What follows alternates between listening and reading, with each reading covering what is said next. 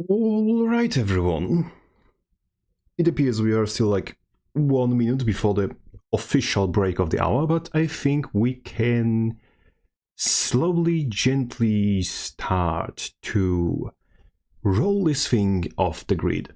So let me just quickly, I should have set up that earlier, quickly get the full screen experience of my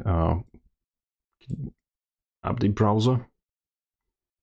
So, and we can go through this bullshit patch notes as we wait for the actual patch to drop, because the game doesn't update for me yet. But we will, don't worry. So, first of all, tell me how you can hear me. If everything is good, if everything is not wrong, I will be very glad to know if anything is wrong. And let us slowly get into the patch notes.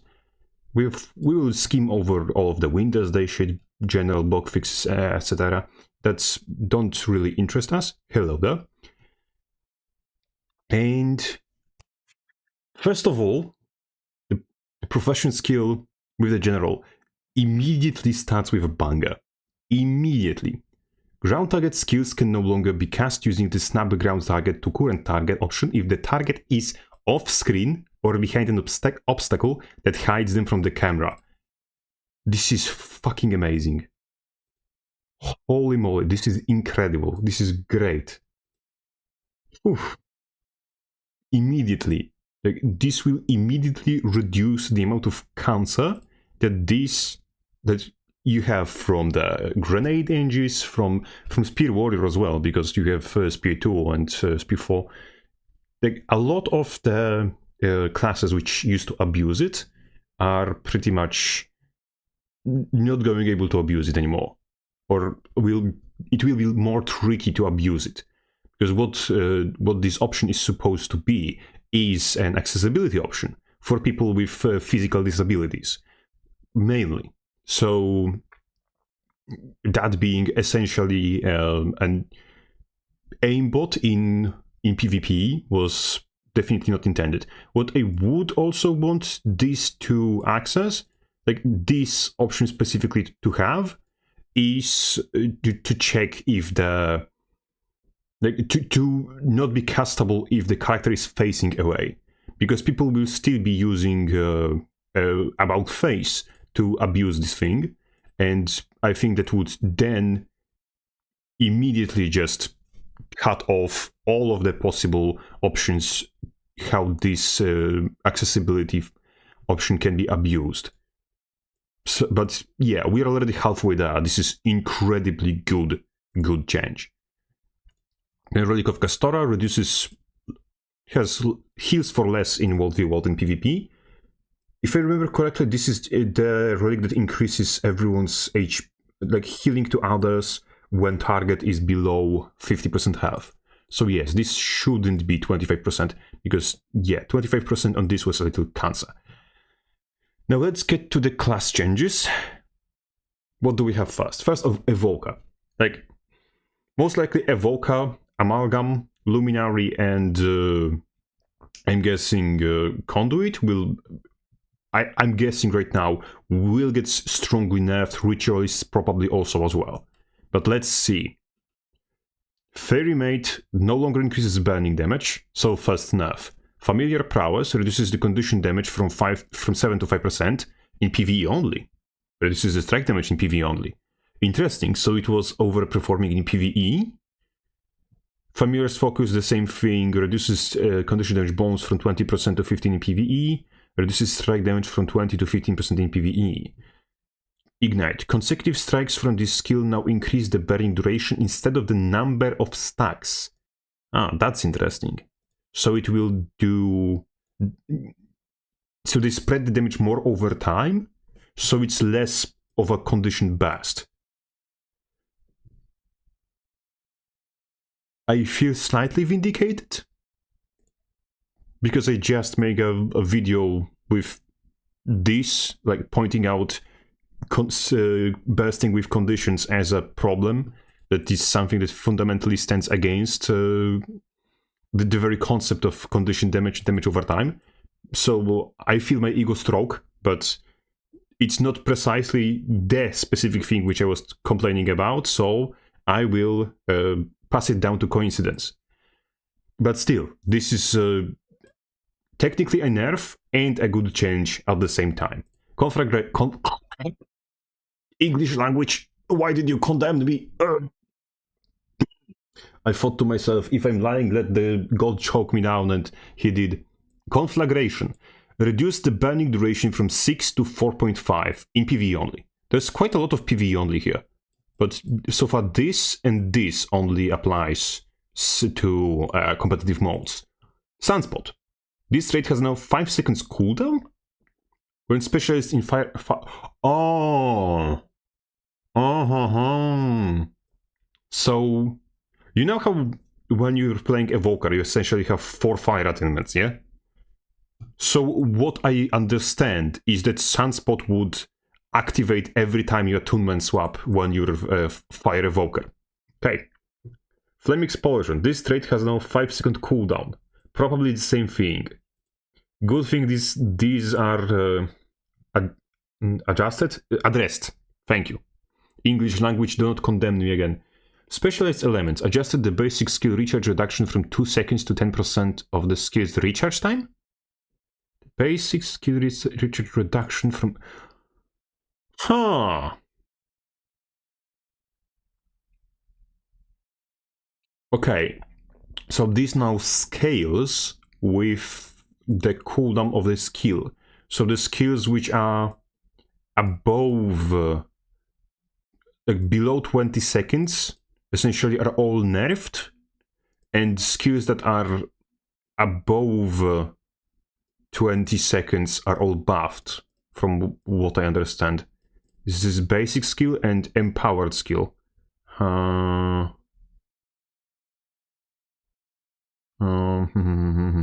don't remember what specifically specialist elements affects, if that's just pet skills or more than just pet skills.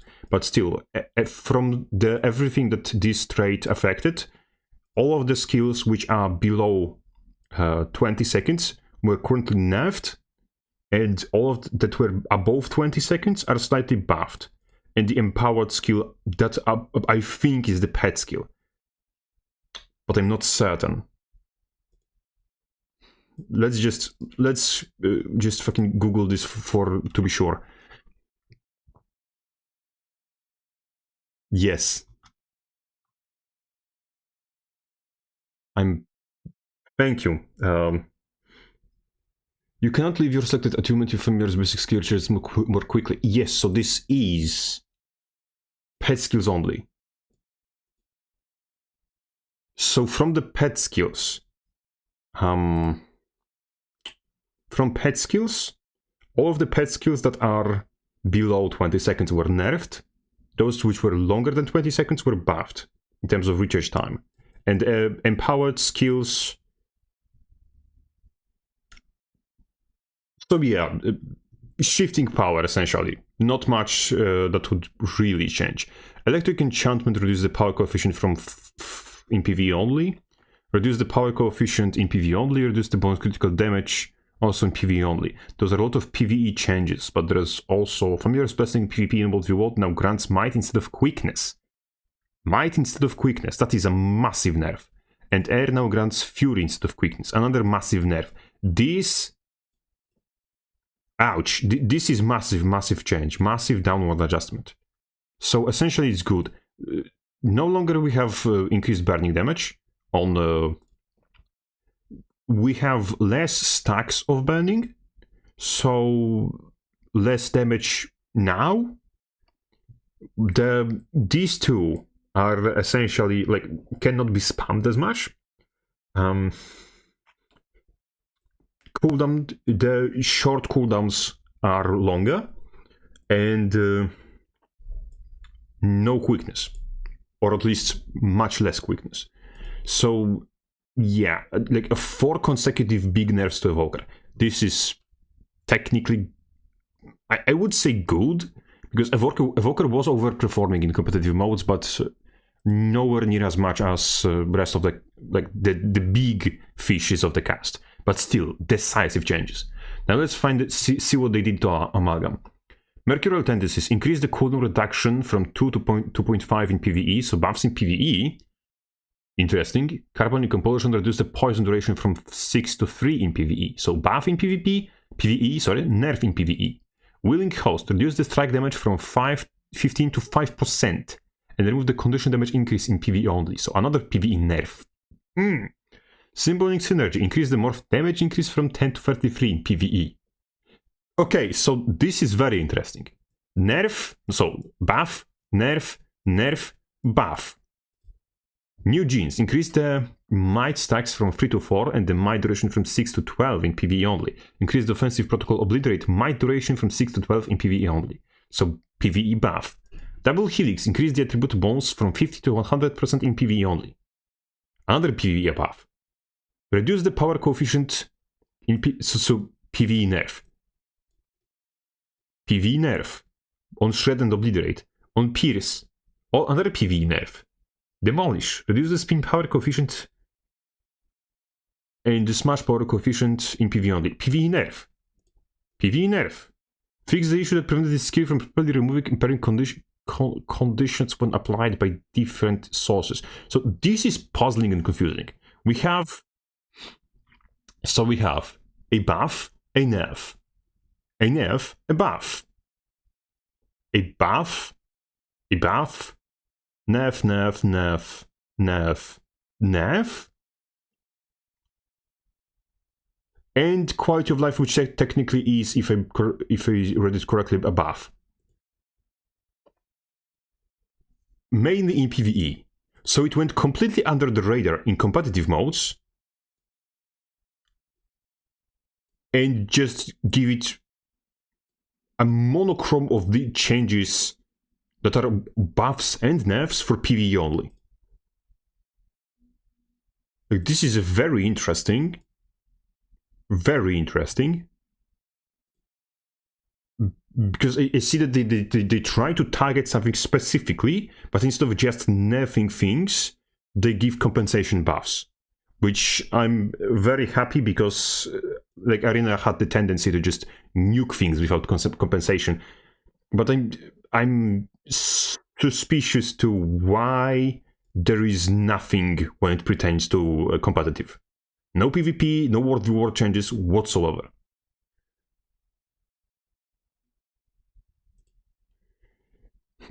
I think that offensive protocol Demolish at least needs like 10% damage increase, and I think that if Solid State is to retain its crowd control duration increase, its initial crowd control the CC it does should have reduced duration.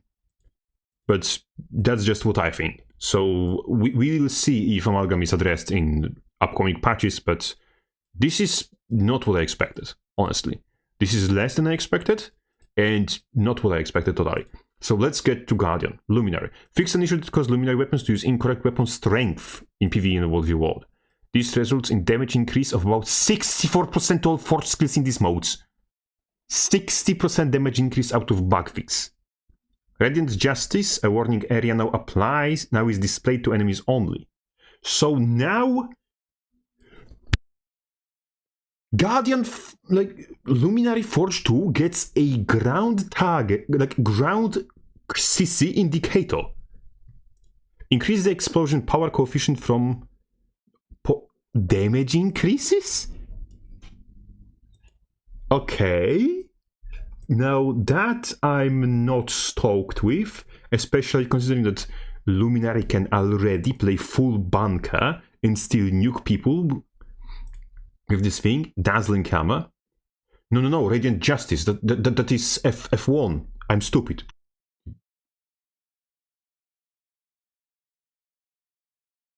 Is it?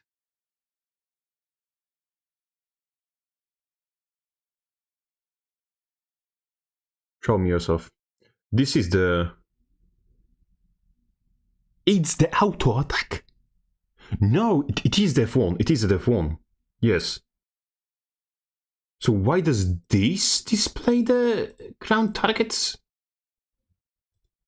An area is not displayed that enemies only. A word.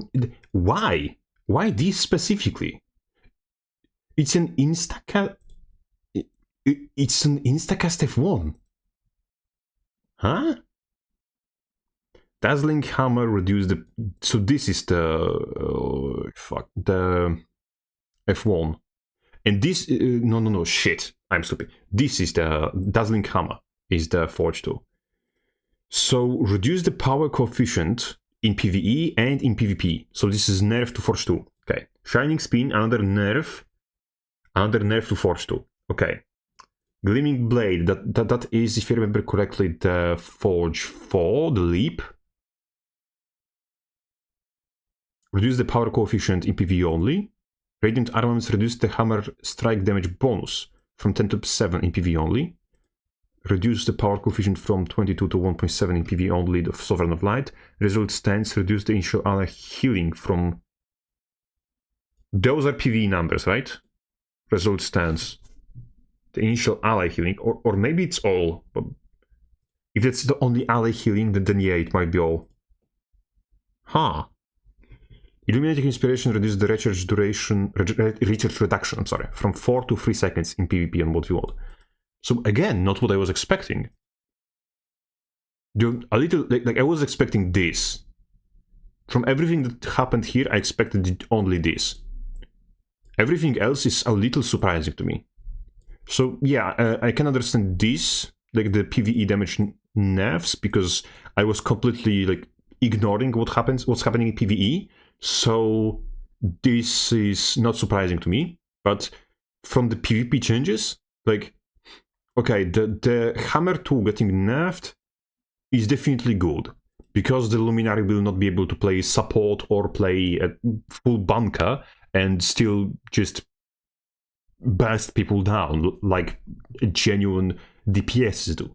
But I'm not sure that this will be enough, or that it will go in the correct direction. Quote, correct direction. So, Termado. Third board. Whatever. Bard. Tale of Second Scion increases the cooldown in World War PvP. Second Scion. Is that the heal skill? Do you remember correctly? Like, all of the tales are mixed up in my head. The Second Scion is the heal skill, right? I think it is. Yes. If I'm not wrong, then it's heal skill. If I'm wrong, then scream at me. Harmonious Harp increases the cooldown from 30 to 45 in PvP and World War. That's when they fire the pink version of the Dragon Trigger 3, right? I think that's it. Yeah. So onto the Necro. So Turbador completely under the radar. Like, I was expecting much more changes. But hey. Ritualist. Spirit Strength fixed an issue that prevented this trait from affecting speed skills other than their auto attacks. Oh no, I don't like it. That's technically a buff. Essence Blast. Reduce the power coefficient in PvE only. Where's PvE? Splinter Weapon. Reduce the power coefficient in PvE only. Reduce the power coefficient in World v World only. So fuck PvP then. Innervate Anguish. Reduce the power coefficient in PvE only. Explosive Growth. This trait no longer grants bonus to outgoing strike damage. Maybe that's what will compensate for this. Lingering Spirit. Reduce the strike damage bonus in PvE only. Empowering Spirits. This trait now grants Vigor instead of Quickness in PvP and World v World. Thank Decency. Another random source of Quickness removed. On a class which probably shouldn't have Quickness. Or at least not a lot of it. And not easily accessible. And not on Ritualist. I can understand Quickness on Reaper, but not on Ritualist.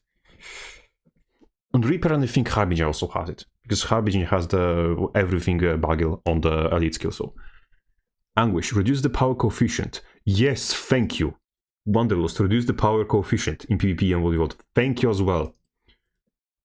Ritualist Shroud, increase life force drain from 3 to 5.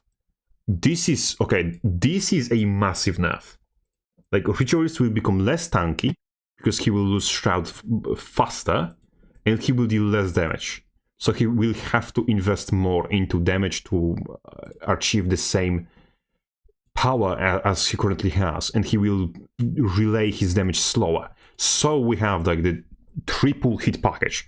So Ritualist is getting kicked in the face, like first in the face, then in the guts, and in the nutsack. So I think Ritualist will just drop severely in what's his name, in PvP and World v World player rates.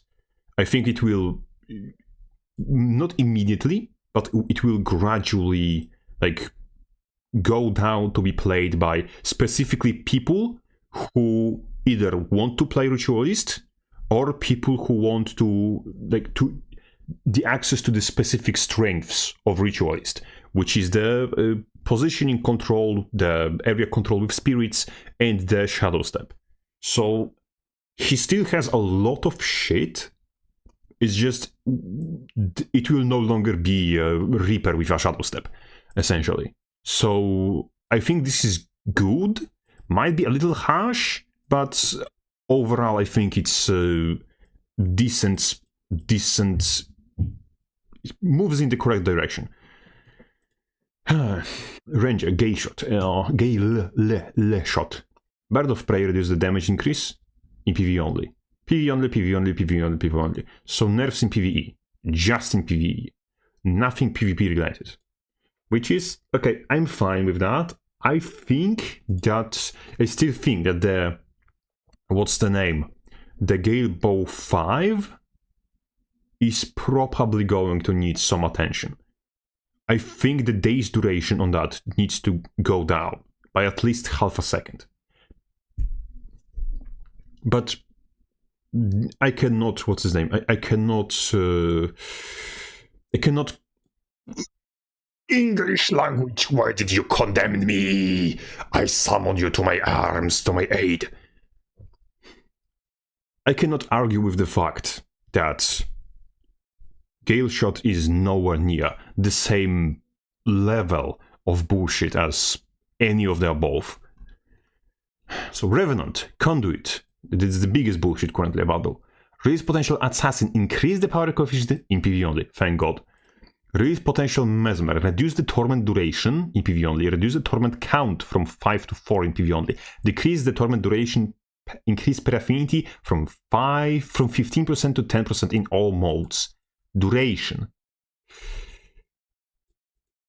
That is nowhere near enough. Hexeter Vortex, reduce the torment duration from 8 to 5 in PvE only. Okay. Twin Moon Step, increase the power coefficient in PvE only. Reduce the energy cost from 32 to 25. Bolstering Bonds, reduce the specific attribute increase from... Yes! Yes, yes, yes, yes, yes, yes, yes, yes. They not halved, but they halved the damage steroids from every single source. Like when you had the what's his name? When you had equipped any stance, Conduit was getting 150 of two different stats. It was like power and ferocity, I think, for assassin, or like precision and ferocity for assassin. I don't know which. It was a condition damage and expertise for the demon. It was like healing power and I think vitality. No, healing power and concentration. For centaur, it was toughness and vitality, I think. For the dwarf, you get the deal. So and when you had Cosmic Wisdom, it was doubled.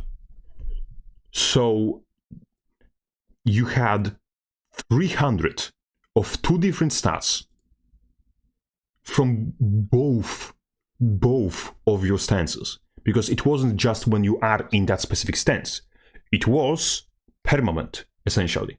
So you had, if you're playing the entity stance and any other stance, you had plus 75 to all stats, which upon activating Cosmic Wisdom became plus 150 to all stats, and plus 300 to 2 of whatever stats you have the other stance from. So it was a fuck ton of 3 stats. So now they halved the stats from specific legends and reduced by like third the stats from Raza specifically. So hit on the nuts, very decisive in where it hurts, and I'm very happy because they hit the most boring part that made the thing overpowered. Just came. Any word about no PvP balancing about Amalgam? I already had a short and concisive, maybe not rant, but freak out about it. So I will just repeat myself. I think Amalgam, like Tobado, just went under the radar because the higher hitting bullshit merchants were just outshining them in every possible category. The same with Gale Shot. I think Gale Shot will, like Gale Shot, Tulbador, and Amalgam will still have some like nerfs probably scheduled for the next patch, but they are nowhere near at the same tier of bullshit as Conduit, Luminary, and Evoca. So essentially this. Continuing with Conduit, we stopped on this from the Mesmer. Pain absorption increased the energy cost. Balance enchantment increased the energy cost from 10 to 15, and from 5 to 15. I think those are those the costs of when the Cosmic Wisdom is activated? Call to Anguish increased the energy cost from, because Call to Anguish baseline has 25 in PvP on World v World, if I remember correctly. So I think those are increases to the cost of what he has when he has a Cosmic Wisdom active. Because the Cosmic Wisdom in some instances was reducing the cost of the skill by fucking 80%.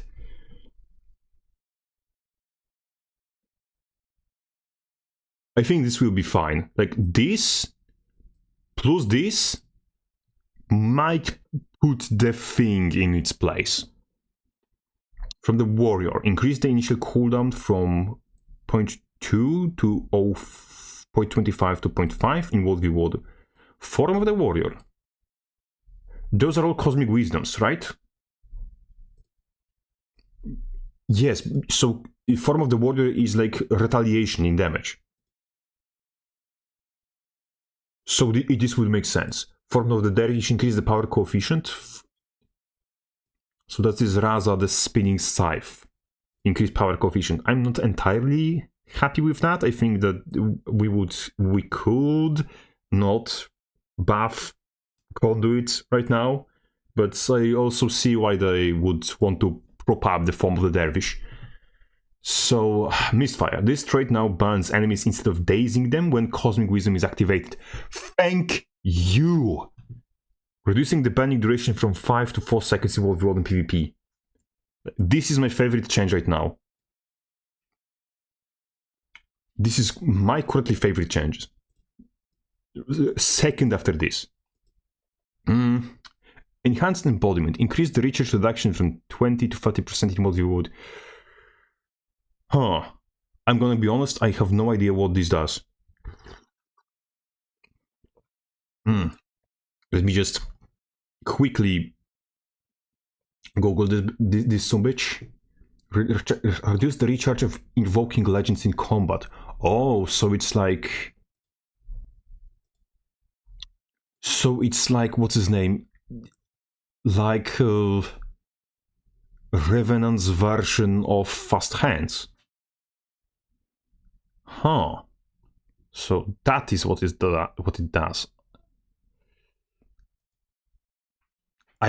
Considering the Revenant gets full energy, not full energy, but gets back energy when changing legends, I would be very careful with that.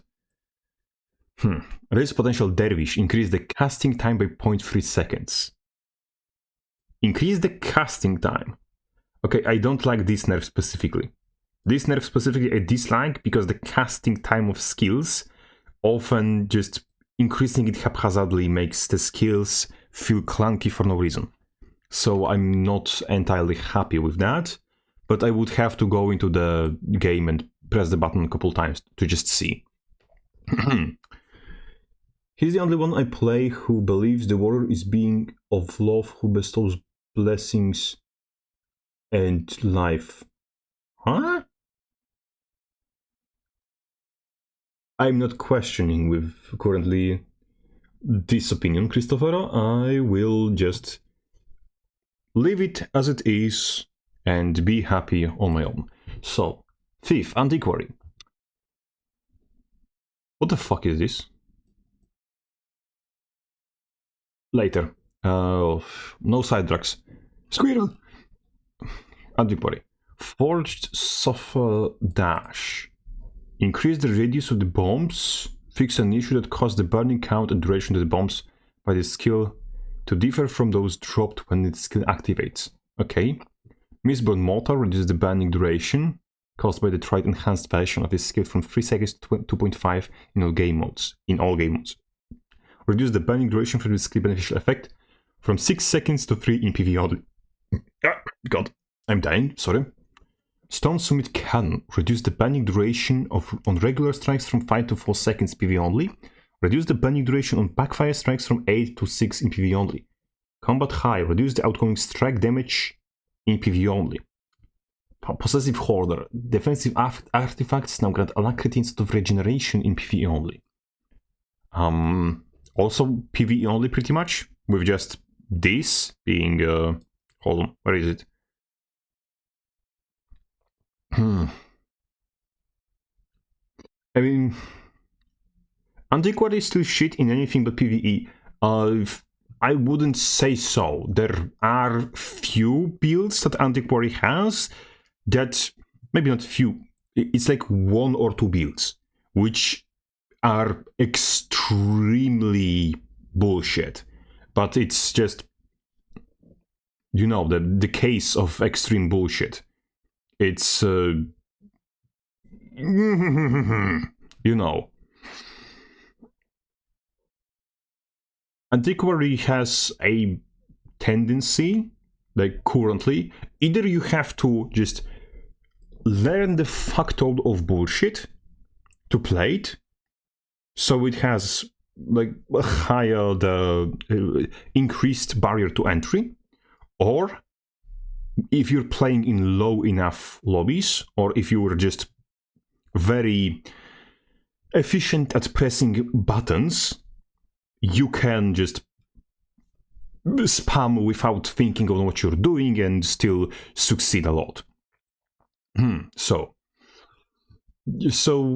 it's probably not the best Thief spec. I think still it's worse than Daredevil, but it has builds and options that you can use effectively to, well, get around and essentially, well, just win with a lot of enemies, a lot of matchups. But yes, as I said, there is a barrier to entry. So now let's look at the warrior and cry our eyes out. Let's see. Valiantly reduce the might duration in multi-world only. Reduce the fury duration in multi-world only. They really don't like stuff in multi-world. Linebreaker, reduce the ages in multi-world only. Reduce the power duration. They don't like stuff. Banner of Tactics, increase the cooldown in multi-world only. Like, multi-world is the only fucking mode where this warrior is somehow overpowered. Like, or at least people think it is. Or at least it's getting nerfed every patch in multi-world. So, Paragon, on your knees, PvE only. Where is anything? Find their weakness, increase the power coefficient from in PvE only. No one is going to run either of these two anyway. Never surrender. Increase the recharge from 20 seconds to 25 in World only. Okay. So Paragon is broken in World. Brace yourselves, reduce the protection from 3 to 2 seconds in World only. As I'm saying, like everything is for some reason like broken in World. Maybe because the boons are the problem. But yeah, I'm getting here. I'm guessing it is. So, brisk pacing. The damage and condition damage increase has been increased in PvE only. I don't like that there is nothing there. Chant of action. Reduce the might stacks on initial activation from... Reduce the might stacks in World only. Reduce the fury duration in World only. Chant of freedom. Decrease the resolution duration in World only. Decrease the protection duration in World only. The trait Inspiring implements. The trait now grants adrenaline as well as motivation while swapping weapons and grants additional adrenaline when no refrains are active.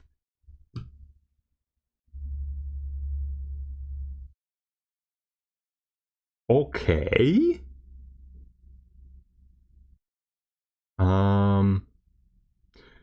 Now,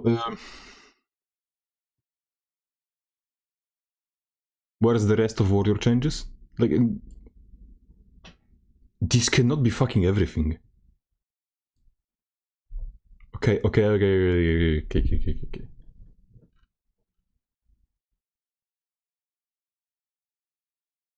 Where's the rest of the changes? Excuse me? Where is the rest of changes? Like, all of this is World v World only nerfs. The only actual change that Paragon received is this. This is the only thing that actually matters. This is the only change that was actually cooked up. Like...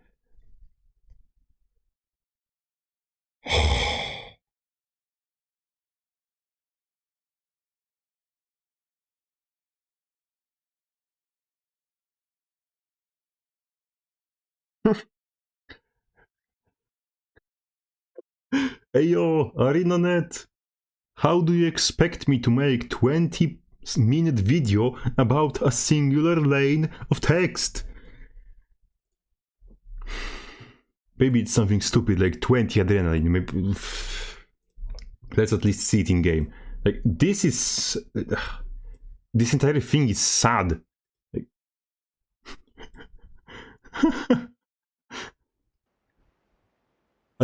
yes, some classes got less. Like, Gale Shot gets nothing. Just the PV nerfs. Turbador gets nothing. Like, what's his name? And yeah, Amalgam also technically gets borderline nothing. So, what are the real changes? It's like,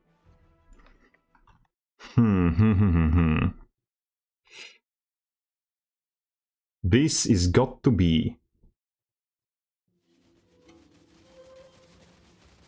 probably, quite likely, the I wouldn't say the shittiest, but very close to shittiest. Can I not have this? Please fuck off. Please fuck off.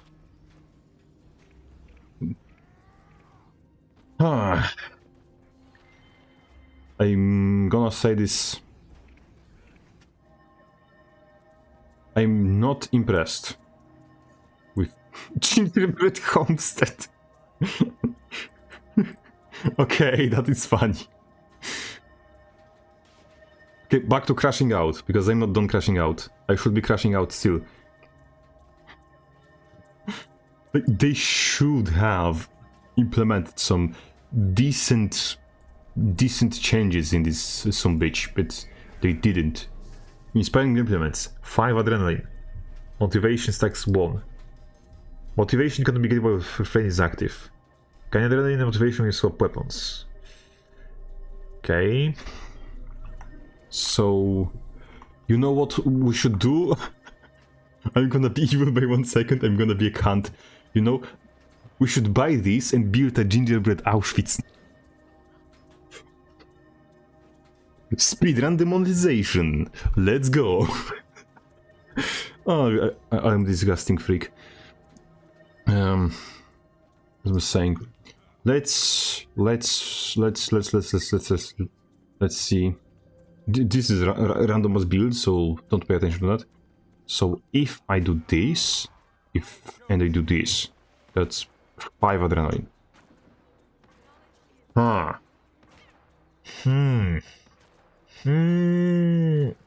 What brisk pacing buff? Wait a minute. Brisk pacing. The damage and condition damage increase has been changed from this to this in PvE only.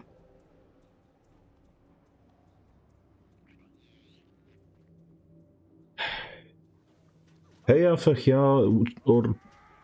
I have no idea how to pronounce. How can I, a grizzled PvP veteran, say that this buff is good when it's PvE only? Like, it's PvE only. It's yes, technically it is good. But first of all, it's 5% damage at the very most. 2, a class that is currently known for doing the least amount of damage as a support and not being viable as a boon DPS or full DPS completely. So yes, we are getting closer to making the... It's not visible on the... I'm stupid.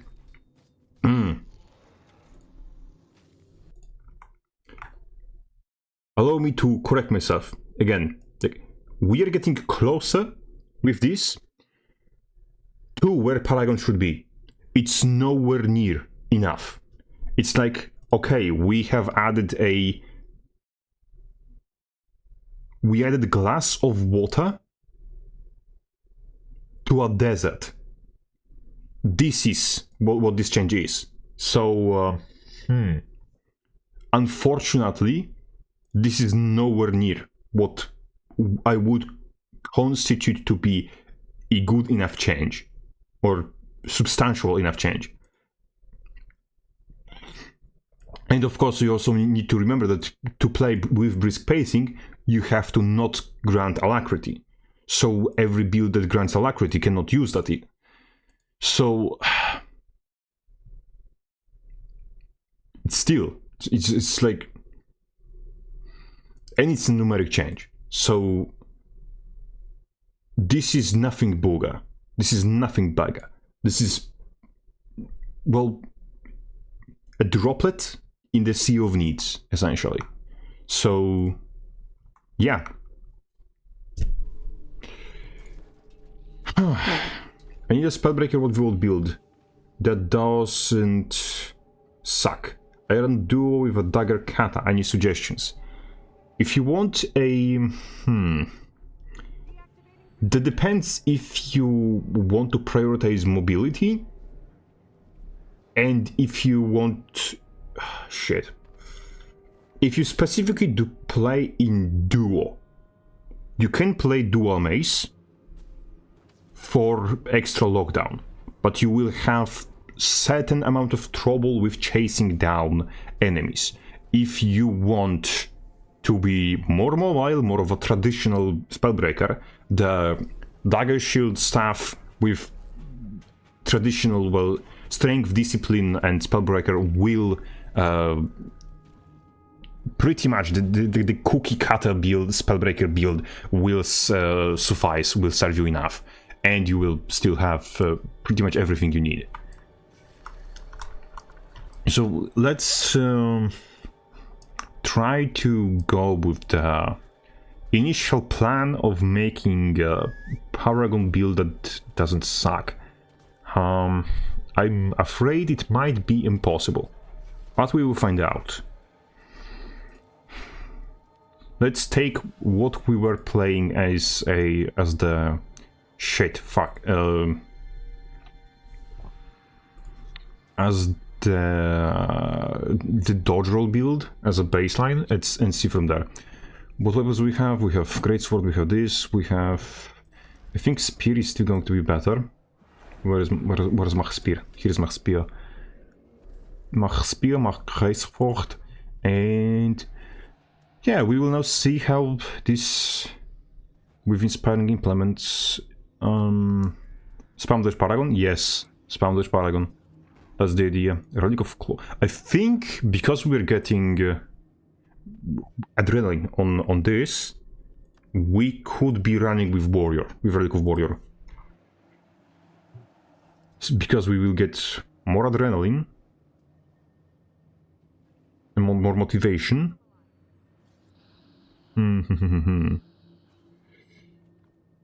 It's a little... we could push it further by running like discipline instead of defense, but I'm not entirely certain. Let's run the usual. Back to the usual. Was I running Deutlich Signet on it? I think I was. I think that was our setup earlier. It's like, again, the lack of improvements to Paragon is kind of interesting. Like, let's try with this, let's handicap ourselves a little.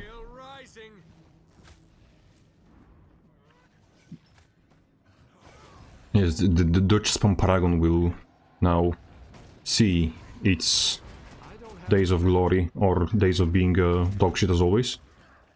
Let's see. It looks like substantial chunk, it's just... I'm still wondering what exactly is the specific purpose of the... we can do this, we can do this. It does give a decent chunk of the adrenaline. It's just...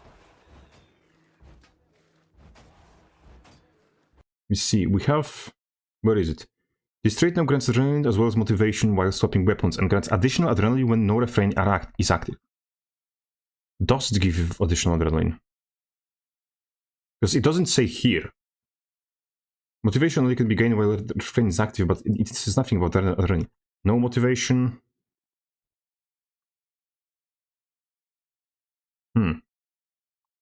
Would the double mace with defense discipline work? Or do you need strength? I think that, unfortunately, the defense discipline with double mace has a massive problem because maces strongly depend on a quickness from aggressive onslaught and on a dual wielding and on the English language unsuspecting foe. So the dual mace as defense discipline I would not recommend. The axe mace, on the other hand, you can try with defense discipline because axe is nowhere near as dependent on arm strength as maces are, and mace offhand is also just a better weapon for running with the defense discipline. So let me see. Nope, that is definitely not double adrenaline. There's additional adrenaline when no effects are active. When no refrains are active. So hold on. Let me just waste the adrenaline we have.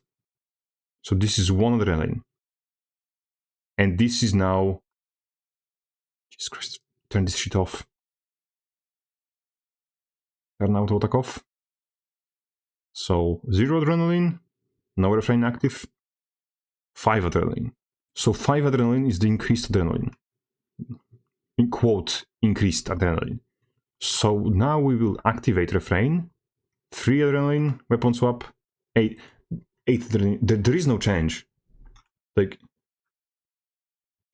I keep forgetting that I'm supposed to, that I need to manually switch scenes, and I keep forgetting to do so. So, apologies. I will show again. 6 adrenaline. We have 6 adrenaline. We weapon swap 11. So we have 5. We dumped that on this motherfucker. Shit. I should have activated refrain. I'm stupid. Again, so we have 10 adrenaline. We will now activate refrain, weapon swap 5. So we get 5 outside of refrain, and we get 5 inside of refrain. So, this part grants additional adrenaline when no refrains are active. This is already a lie. This is not in the game. ArenaNet, like, please, can you at least put the things, like, if you are giving us one substantial change, can you at least put it fully in the game instead of putting the first half and the second half is only on patch notes? ArenaNet, please.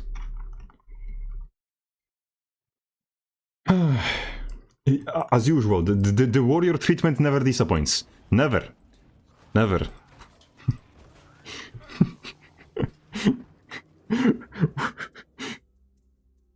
The fuck? Is that... Wait. Is the push off-season still active? I thought it will change. I didn't look, my bad. Do you have ideas to make competent power... Do you have any ideas how to make competent power berserker build, or is it still gonna be garbage? Unfortunately, do you have... No. Unfortunately, the power berserker will still be garbage.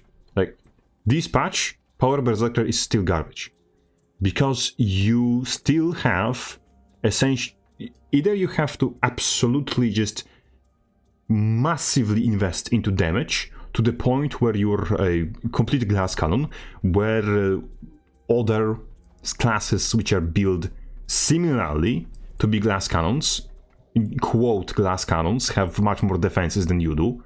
It's just the Bladesong refrain in Paragon, no, not Paragon, blah, blah, blah. It was a Paragon skill in Guild Wars 1. In Virtuoso are just giving you giving Virtuoso much more defenses than Berserker has in total when he's playing full damage. So, like, you play Gunflame Rifled meme Signet build, and it's still going to be just the meme build. Unfortunately, that is just the case. That's just going to be the case for next few patches at least. Rifle is boring. I want to get some face with Axes and Hammer. Then try Greatsword and Sword Axe. With almost the same full damage bullshit setup. Okay. Is this all going to be turbo? Oh my god, I'm washed.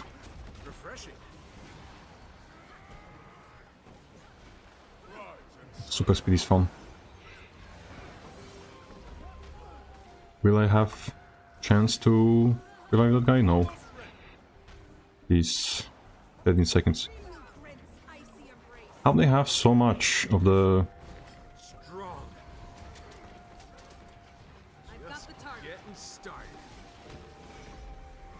This is the real one. Okay, we're losing the point fight. No, not good, but don't really care. It's the push off season. I might as well not give a shit. Have fun. A console is about to activate. Please die, thank you. Now we can fight for real.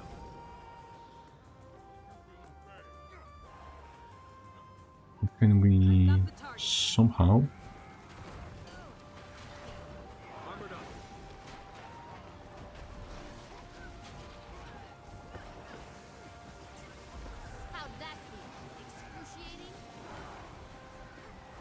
Secure the console. Red team has gained an advantage.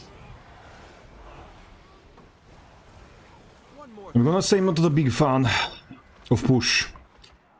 Red team This is has just... gained an advantage.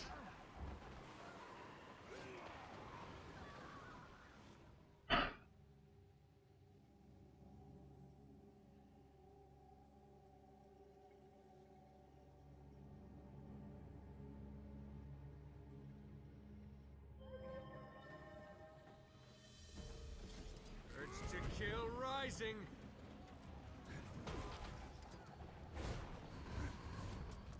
I've got the target.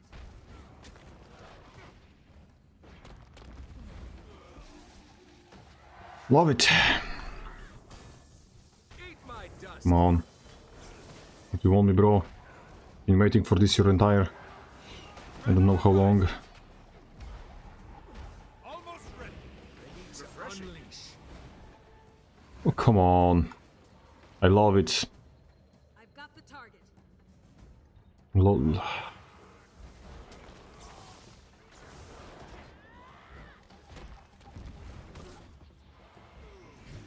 That feels good.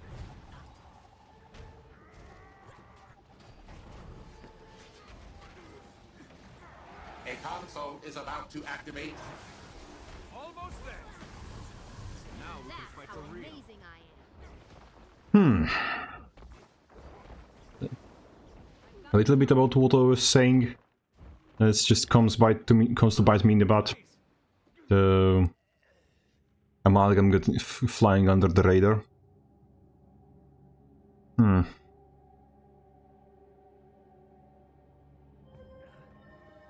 A console is about to activate. Console is active. The robot voice here is also annoying. It's like push literally got worse. Strong. I've got the target. This, god damn it. Almost ready.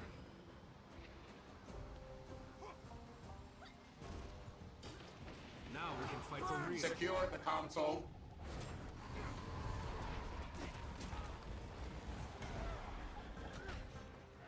Armored up. So cold. I've got the target. Red team has gained an advantage. Oh, come on. That feels good. Refreshing.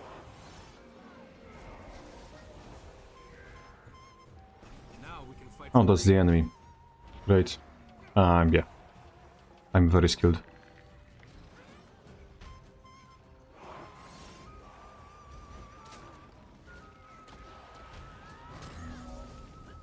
Red team has gained an advantage.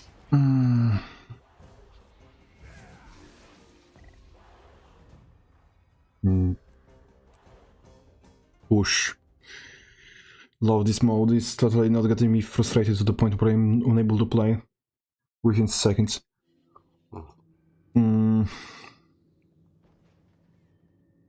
It's still up for an hour. No.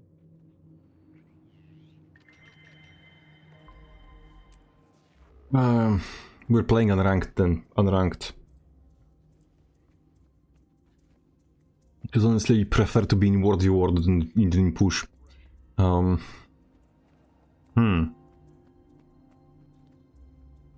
So now after this today's patch of disappointment and disaster, what do you think is going to be previewed for the January? My hopes are that we will get what we're missing from this patch. Because honestly, like this, like nothing but nerfs, like pretty much nothing in general, like it's like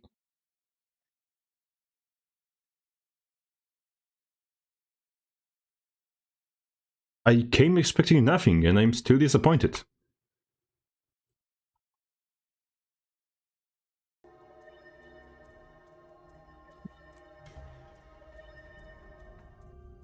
I'm literally surprised that like Paragon got one change. Like, brother, we literally have an elite skill that is completely useless, 2 utilities which are borderline useless, and Strong.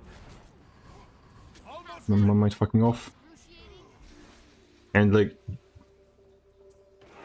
Ready to unleash.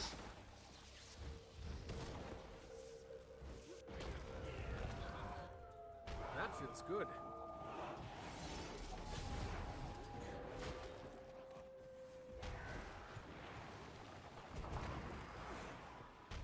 was this delayed, or did they just not press the button? I feel so vulnerable.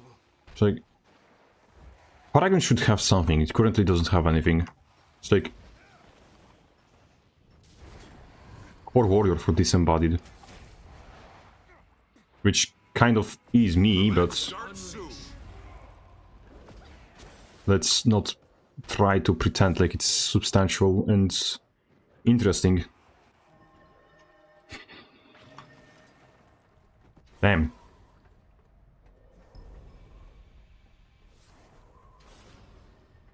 Hold on to your points. Seize theirs.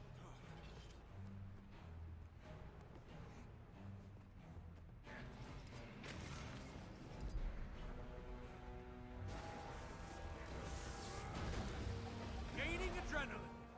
But damn, the adrenaline gen at least is Got the temple? something. Oh, nice. Your enemy seized the altar. Your enemy Oh, has barrier. the gate. Gaining adrenaline.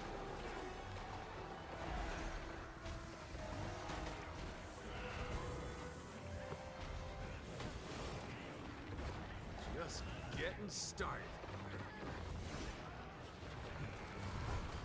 Refreshing. I feel strong.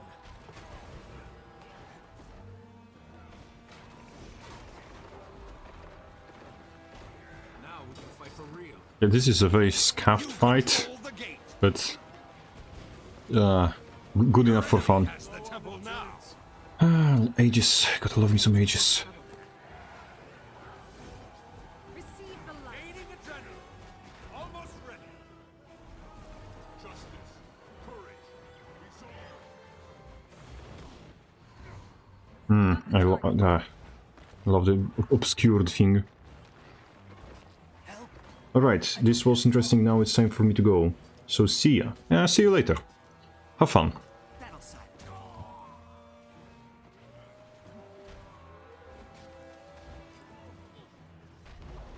So this is the great show of how GW2 is 2 different games when you play it on different skill levels. Because this is just jolly brawl and slaughter. This could not possibly happen like anywhere like above gold 1, gold 2 maybe in brackets.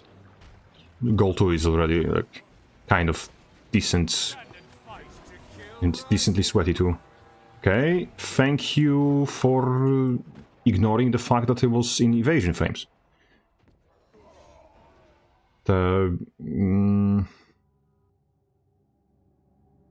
noticing it more and more that boost charge has like some different thing. Like the second and a quarter of evasion is a myth, is a lie. It's not entirely there. The temple. It feels like 3/4 of a second when I'm trying to Has the gate. dodge. Which, yeah, I don't want to be a salty bitch, but I am, so might as well embrace my identity and ask the question, is the evasion on this what it says on the tooltip? Seems like it was less of a balance patch and more of a nerf patch. Yes, it was a... That said, we need a nerf patch. Like, the problem is that pretty much everything that wasn't straight up nerfing the biggest overperformance was completely like not even considered, I would say. I need healing. Seriously. Leave, creature, leave. Fuck. He didn't.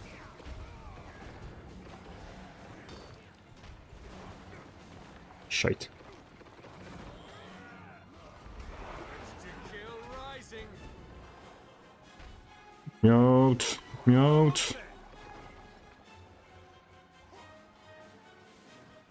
Dark Souls combat. Strong. Save me. I can't dodge. Getting Fuck.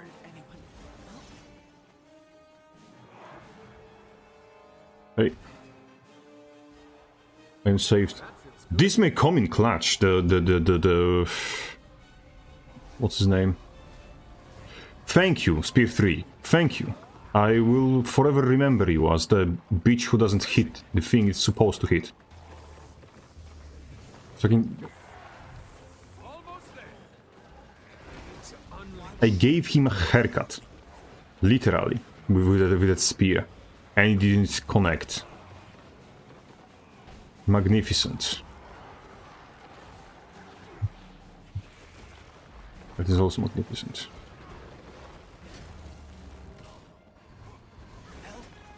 I don't have long. Getting started. Refreshing.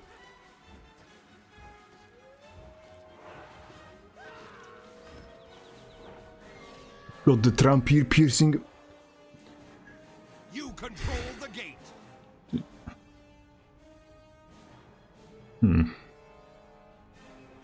Spear needs rework for Warrior. I would say it kind of unfortunately does. With the Strapping Throw, you have just a lot of perhaps bugs. Like, it's not consistent. It doesn't work consistently. It's like the skill behaves in a manner that they wouldn't call satisfactory nor passable as a skill. Like, Gaining adrenaline.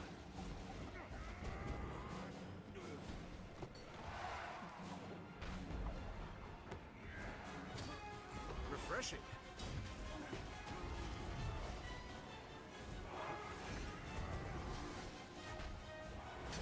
Your Like, enemy now it sees the worked. altar. just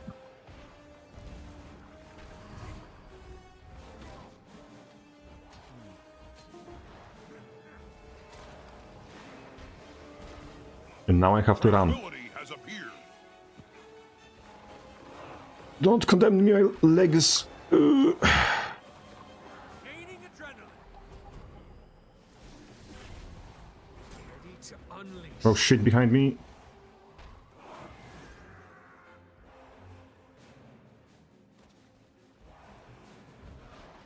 No, we won't.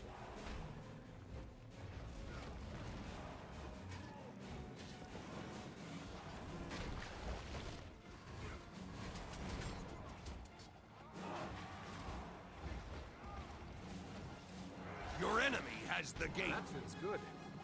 Gaining adrenaline. You've got the temple. Nice. Hop.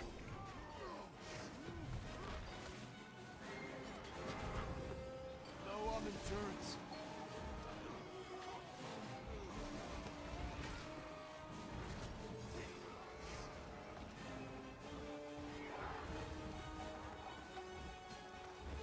At least I can contest this. You've captured the altar. I appreciate the help. No! Elementalist! No! No! No! No! Now we can fight for real. Damn it!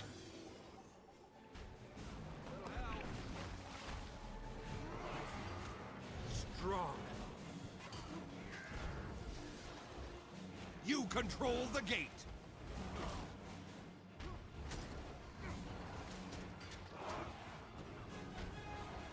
Your enemy has the temple now. That feels good.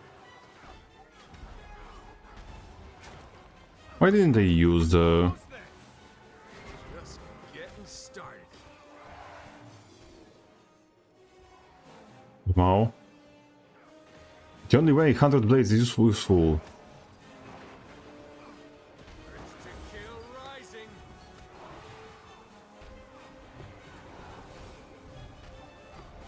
I'm ready. Are you? Strong. Shit. It took them long enough.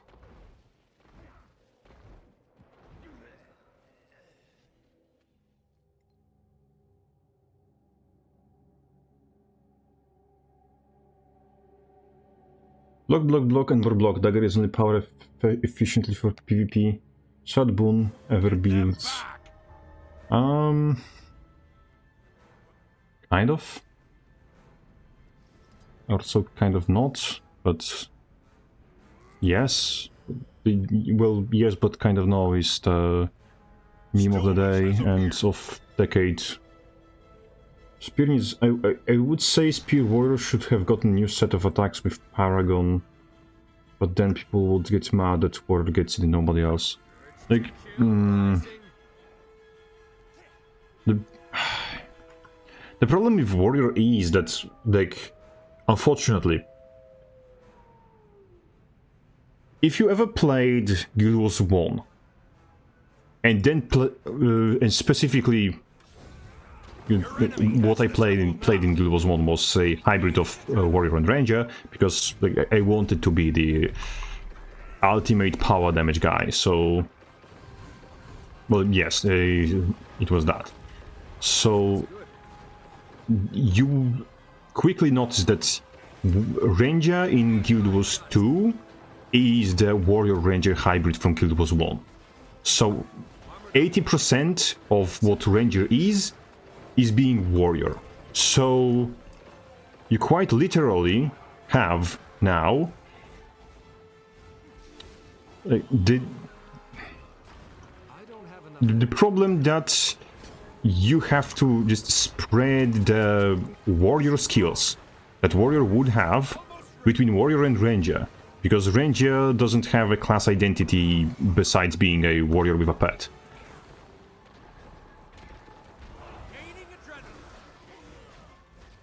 Are we going to kill him before the... No, we won't. There was a small window, but he had the thing.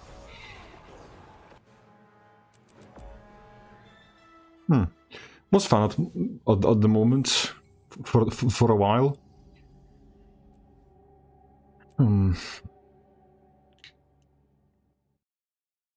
like all the builds, but all rate ages. That effect need remove in the PvP. There seems to be a barrier language, but I kind of understand what you mean. You dislike the block spam, which is understandable and logical position to stand on. I hate. Yes, dislike. There's the what's his name? Gradual increase of disdain towards something. There's not liking, disliking, then there are a couple steps, then there's hating, and then there is being Polish about it. So I understand when you stand. Where you stand. Ugh. English language. This thing is really not making it easy for me. As I was saying, like, a lot of the skills that Ranger and Warrior had in Guild Wars 1. So Warrior had axes, swords, and hammers, and that was what was based, what its skills were based on. It was a pure melee DPS, which was tanky by a necessity of because it was melee. So well, if you have to run into the enemy like group or into the pack of mobs and melee bonk them with a hammer, you have to be tanky not to get exploded. And what Ranger was just the guy with a bow. Like, it was physical range DPS. So if we have the melee range DPS and physical range DPS, and we give both of them options to have both melee and ranged weapons, then we homogenizing them. And the problem with Warrior and Ranger in Guild Wars 2 is that Warrior and Ranger in Guild Wars 2 are both hybrids, are both effectively Warrior Ranger hybrids from Guild Wars 1 when it comes to the design principle and class fantasy. And the problem with that is that essentially we have the same guy, just in two different outfits as two different classes.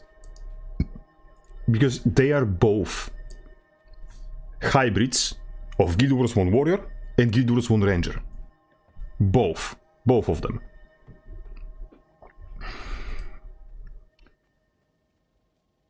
That's not really helping the case. So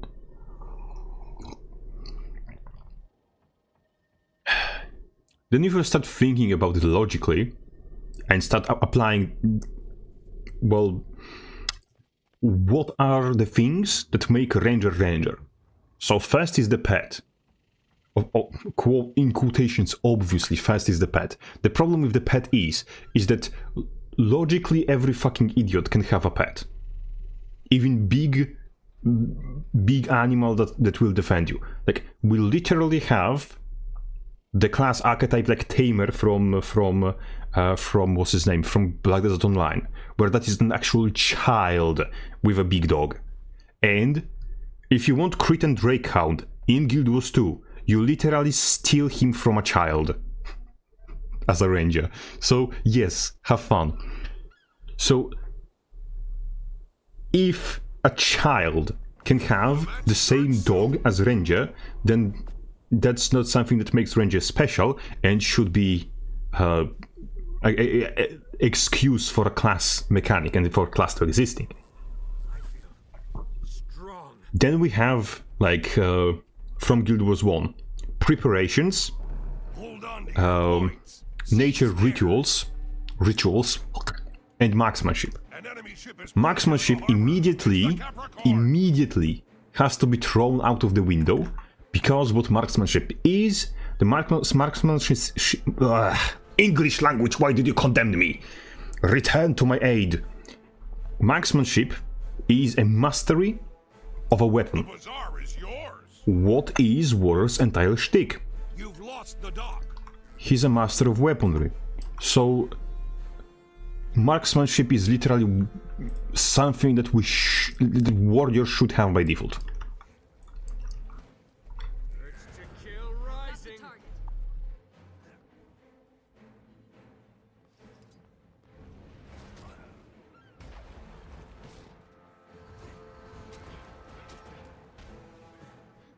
Side. Line of sight more.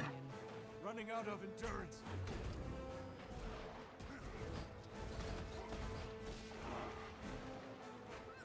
Almost ready.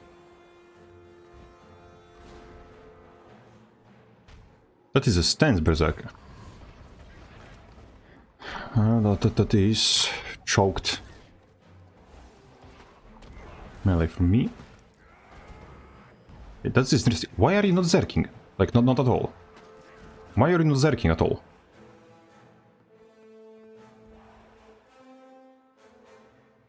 Why did you go in rage? I was expecting him to go in rage in every second, especially that he had Signet of Fury. Maybe now.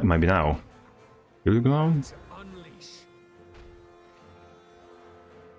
No? Okay. Completely not understand then. Maybe he's learning the class, maybe he's not realized yet that the Berserker sucks. Time to shine? Strong. Yeah, we barely managed to... Oh, bro is in... Bro... Oh no, that's bad, that's bad. Okay.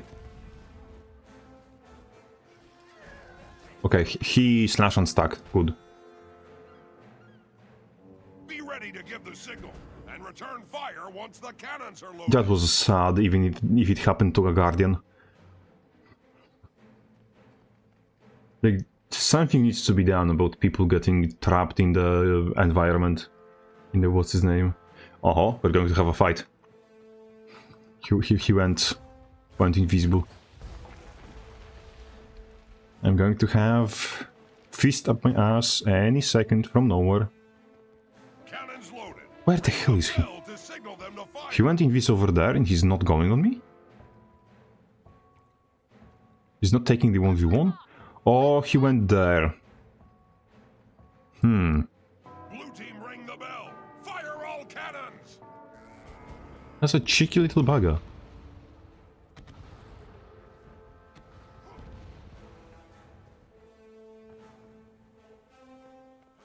Mystery box. Okay. Coming back to what I was saying. Marksmanship is a mastery over a weapon, and Warrior is the dedicated weapon master. It's like the token guy who's good with weapons. So we made the token guy who's good with weapons, but somehow being good with a weapon is outside of its jurisdiction. Understandable, Arena? Have a good day.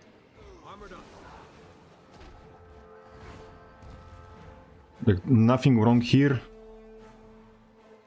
I feel strong.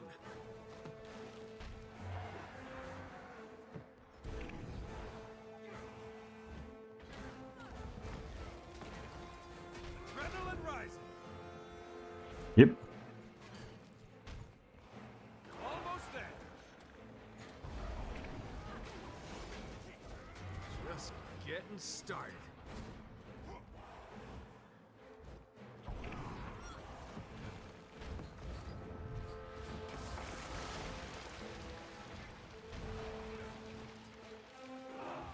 Almost ready.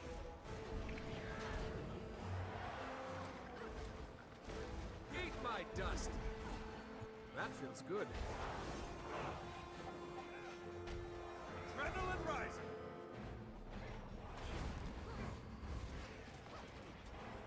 Maybe I was the illusion all along. Blade storm.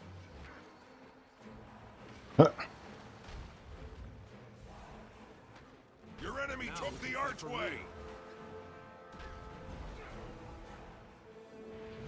Refreshing. That feels good. Gaining adrenaline. Maybe I A little back and forward in this match. Be ready to give the signal and return fire once the cannons are loaded. You've lost the dock. Rising. The bazaar is yours.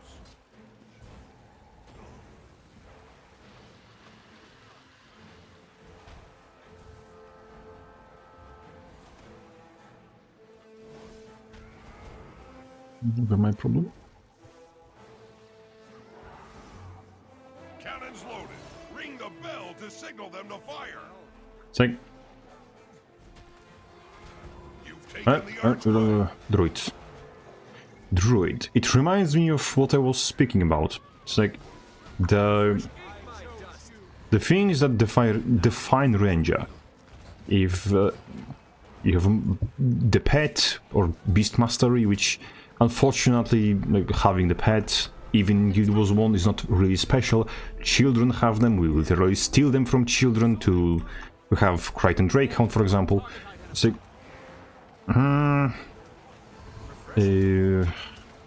I said that before, Enemy took the and archway. more. We had marksmanship, which is mastery of a weapon. Warrior is a weapon master, and specially dedicated one. Then we have preparations, which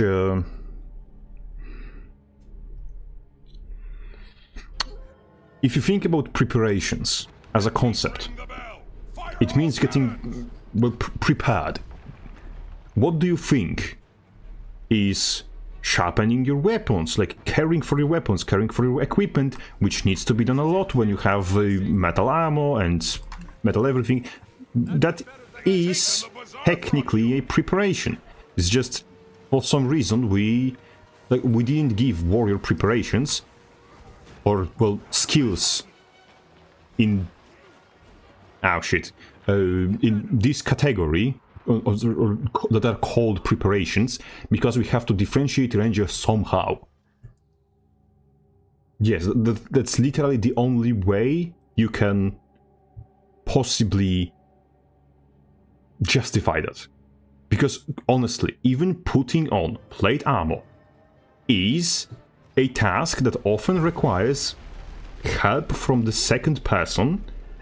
It was often frequent in some sets of both battlefield and tournament armor, that you literally couldn't put the thing on by yourself, and it sometimes takes quite a lot of time.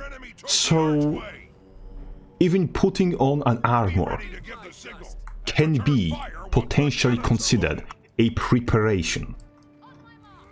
And then, like, caring for that armor, sharpening your weapons, like in Monster Hunter, also can be technically considered preparation. You have preparations in Guild Wars 1, like reading the wind. That is a preparation which makes your, like, arrows better. Better, faster, stronger. So, yes, Squire was a thing for a reason. Exactly. Exactly, that's what I'm saying.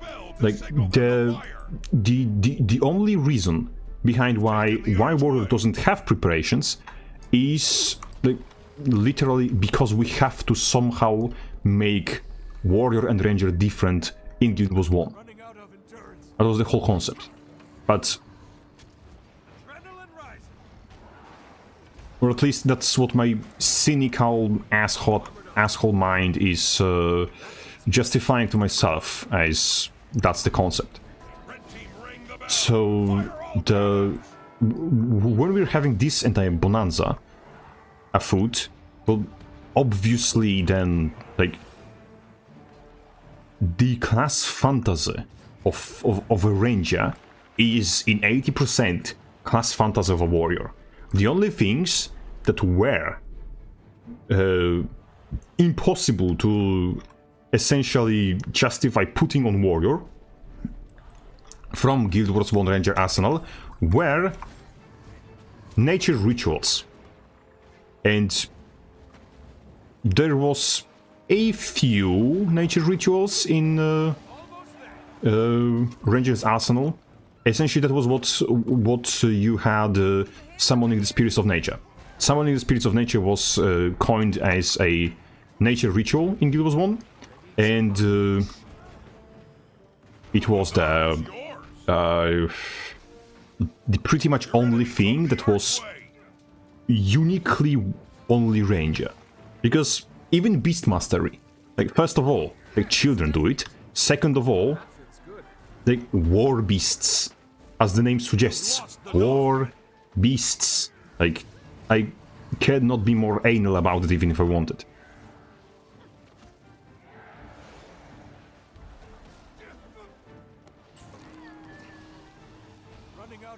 So, the problem with that is that two things happened when Guild Wars 1 became Guild Wars 2. First of all, preparations were completely offloaded off of Ranger onto Thief. Ranger no longer has preparations. He has survival skills, but Wilderness Survival could still be used to differentiate the two, to just give Ranger something of his own, but Wilderness Survival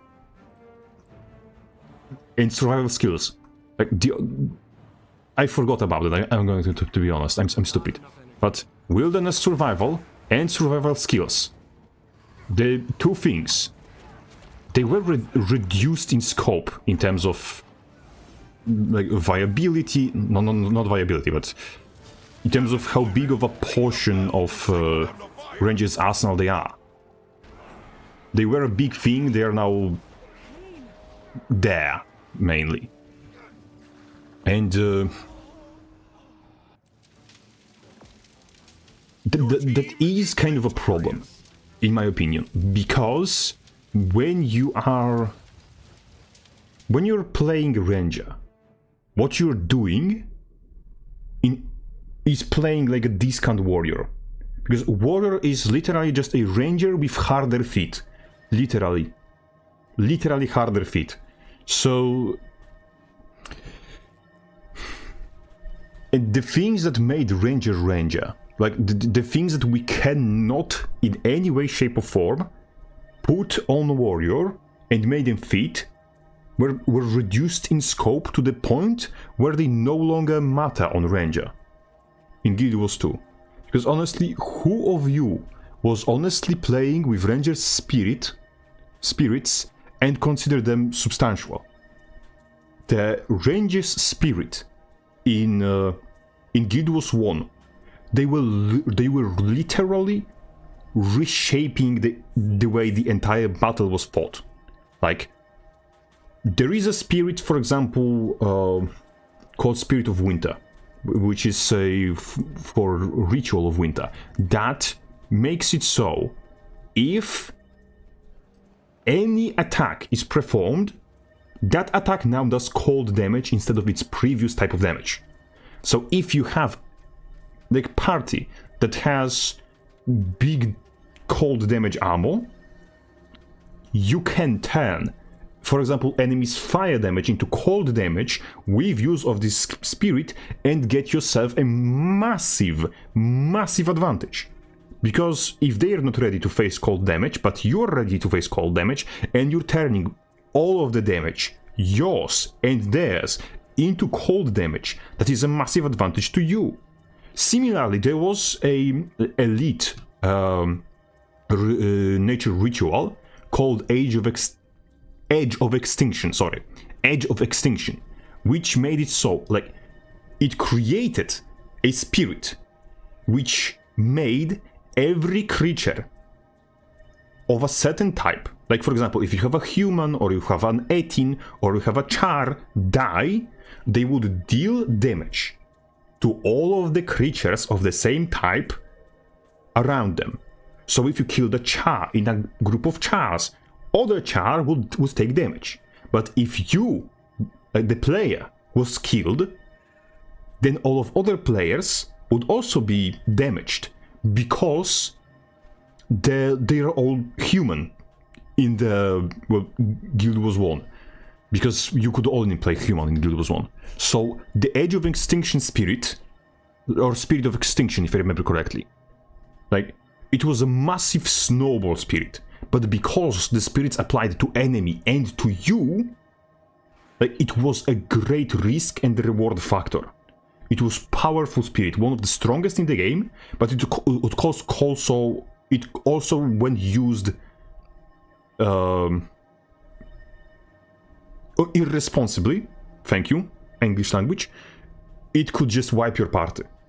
Like, it was amazing, it was incredible, it was one of my favorite things. You have no idea how many times I wiped myself with Spirit of Extinction. And what are spirits in Guild Wars 1? You have spirit that gives you this kind of a boon. Like, spirits in Guild Wars 2 give fucking boons. And the area is small. Like, the area which spirits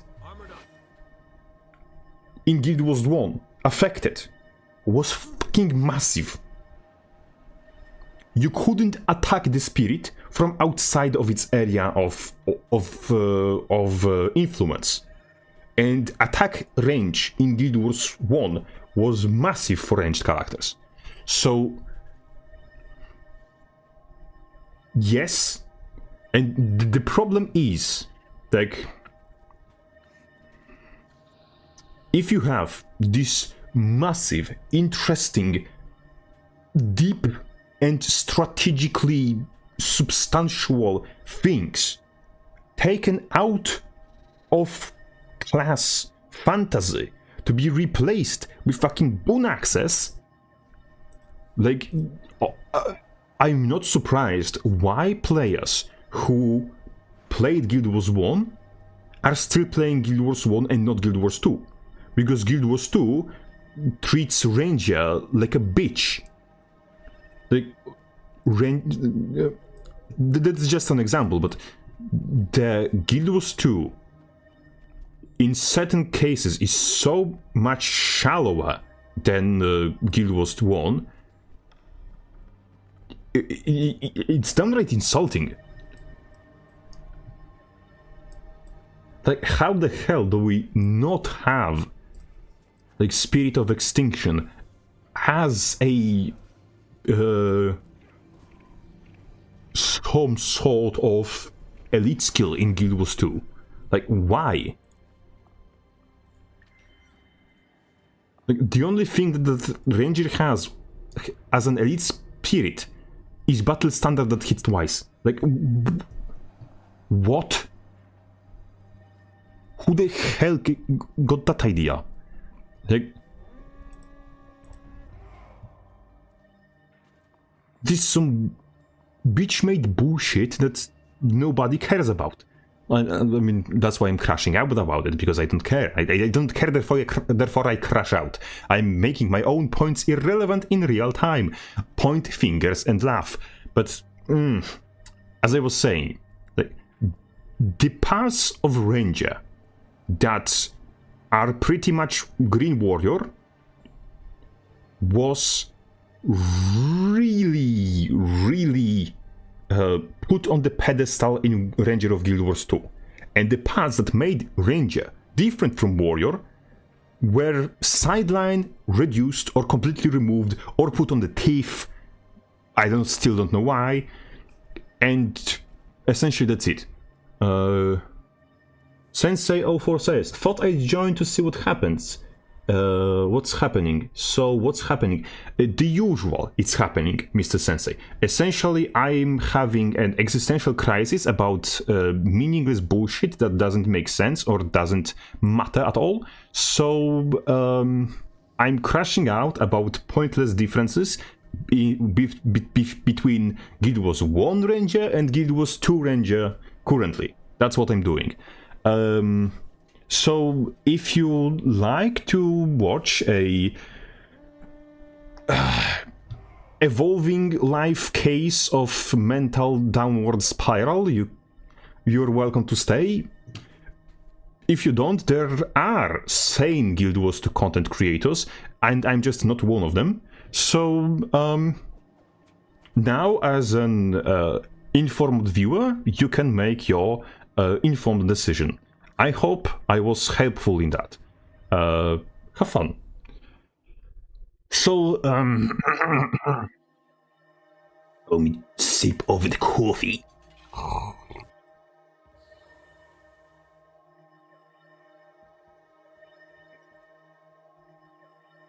Stupendous. Delicious. I'd even say good. As I was saying back in the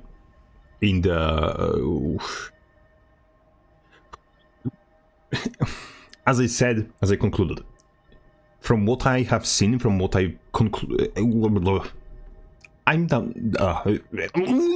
English language. I summon thee. You're gonna eat real good with the current balance patch. Somehow they outdid the stupidity by 3000. We have House of Hagnos. We have already seen the balance, quotation, balance patch, the current balance patch, and it's just nerfs. Like, with exception of Amalgam, I think, it's either nerfs or nothing. So, yeah, like, Paragon got one change. He now gets adrenaline on a weapon swap. So, he just gets... And what's funny...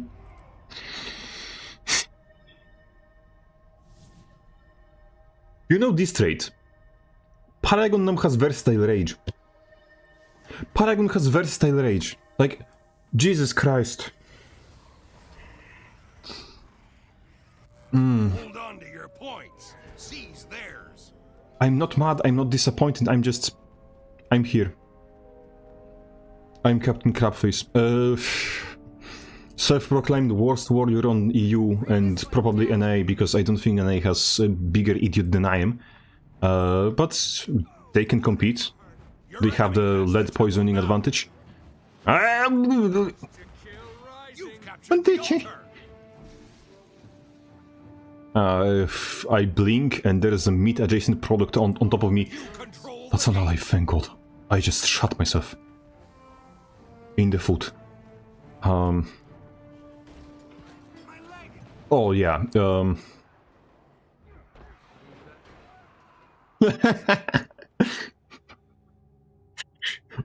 Amalgam? No, that's Conduit. I'm stupid. As I said, I am stupid. Conduit nerfed enough. Glory to brain bashing. Question: do you get the FB build I sent to the YouTube comments? I swore I posted it, but I don't see the commits. I will have to go and check, because I do not recall having it. But me not recalling that something happened might just be me being me, because I, being myself, am, as a matter of fact, comically incompetent. So I will go, I will check, and I will come back to you with probably some sort of You've got the temple. yes or no answer. But right now I don't know, because I never bothered to... No, not that I never bothered, I recently didn't bother to check that specific video. I will save you... Save the queen!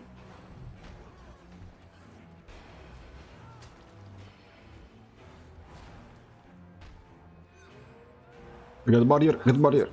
Does it reach him? Question, does it reach him there? It doesn't! The gate. Vertical hitbox, You're ready arena at the temple now. Kingdom for vertical hitbox.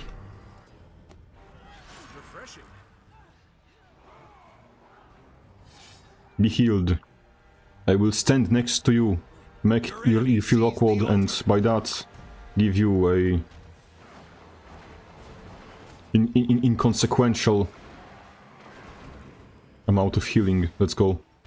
That's long cap. Okay. I see someone is also based with not wanting to play the dog shit mode. Has the gate. And that's some random antiquary. Let's go. Oh, it's not random Temple. antiquary. I got destroyed. Yes.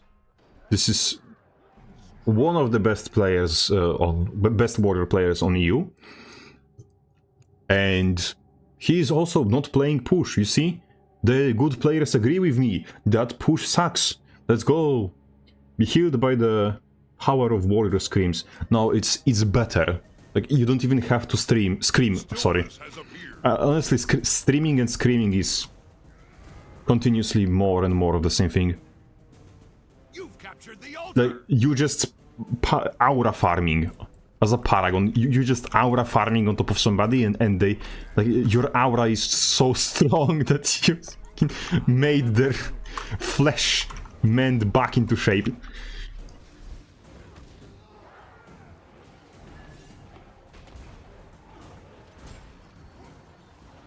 Just getting started. Oh, survive. Aha! Stupid idiot power noises.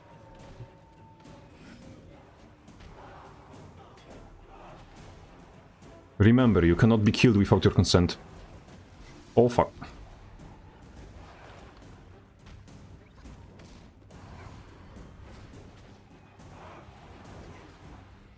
Will be enough. Almost.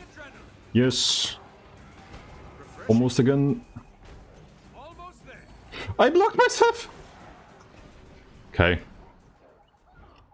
If I angled it better and didn't block myself in the wall, I would get out of there. Or at least would exist for a bit longer. But yeah, it's like survivability of Paragon is in good spot. It's just it has trouble landing damage, and it has trouble what's his name? And when the damage lands, it's like 10%, 20% short of where it should be.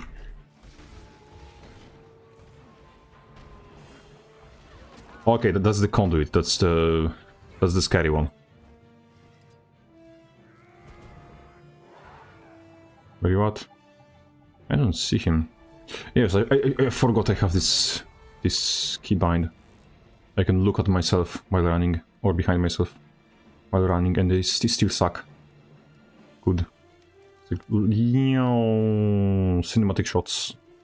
I'm normal, and yeah, it's like a lot of keybinds in this game I do not like. I do not think that about face, for example, is something that's good for the game, but I just don't use it, so You've got the temple. it doesn't affect me personally. Can you sell the idea of Paragon to me when there is Spellbreaker? Oh shit, I was focused reading and fell into the hole. You can be... what's his name? You can be proud of yourself. You managed to sabotage somebody who sabotages himself. Well enough. Let's go. Paragon is essentially what I think Core Warrior should be. It's like, if you think about it. Almost there. You have a very, quote, good baseline class that is very good at being decent, but okay, that was normal. He ported from there to there. That's normal. That's evidently somebody... That's the demonic powers you get when you're good at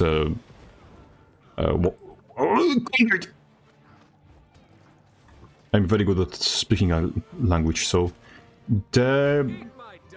literally, if you just give Paragon what's his name, normal bursts, like not being locked to level 1 burst, it will be the where Core Warriors should have always been. So You've captured the altar. Almost there. like I will not take Paragon Slander, but the it's not best, it's not super powerful, it's not God walking amongst mere mortals, but The enemy it's has all 3 good, points. Get and them back. it's like it's good, like it's well designed for what it should represent with itself. I hate about face. How TF the fuck? You might elaborate on what you're asking about, because how is quite a loaded question. Paragon which hits like a wet noodle, yes. So it hits like a wet pool noodle, and sometimes hits like a dry pool noodle. So in general, it just has borderline like the damage on Paragon is just not worth the hassle half of the time, which is unfortunate. But if Paragon had like an actual damage builds, it would be like just give it the what's his name, burst scaling with motivation, and it will be probably the best design warrior spec next to Spellbreaker. How was about face? The conduit teleporting over the map? Control the gate. Well, Stillness has appeared. we honestly could literally like question that for forever, because I think that what he did was he used the Team is victorious. stance, not stance, fuck. The Raza stance leap, switched stances, and mid switch stance used the Shiro port only. I think that's what happened. So, I think that's possible, and that would explain everything. That would explain what we've seen. And I think it's not bullshit if that's what happened. It's just chaining ports. So, you know, the thing called skill. It's just, well... I do not think it's the chaining ports or skill that is bullshit with Conduit, with Assassin Conduit. It's the amount of damage proc he gets out of us. Because you can activate you have the daggers from heal skill. From impossible odds you get additional hits, and you get additional hits from what's his name? From the Cosmic Wisdom in Assassin. So you get so essentially what you get is 3 additional hits per every hit you land. So you and I think the 2 of them, like all 3 of them, have separate internal cooldowns, and one has a internal cooldown of like quarter second, or other half of half a second. I don't remember which is which, but I think the daggers are half a second. But that is still like 3,000 additional damage, around 3,000 additional damage increase every half a second when you're dealing damage. So for example, you have the release potential on Assassin, which hits 3 times every quarter second. So you have 3 procs of impossible odds, which is like 3,000 damage, and 4 procs, because twice of each dagger type, which both of them are like 1,000 something damage.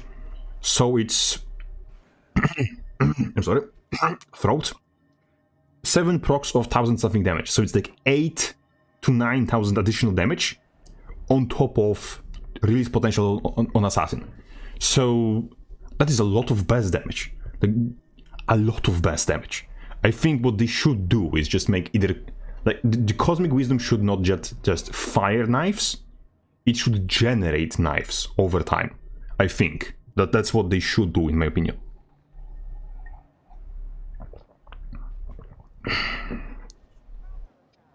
So the knife procs are not separate on the Cosmic Wisdom and heal skill.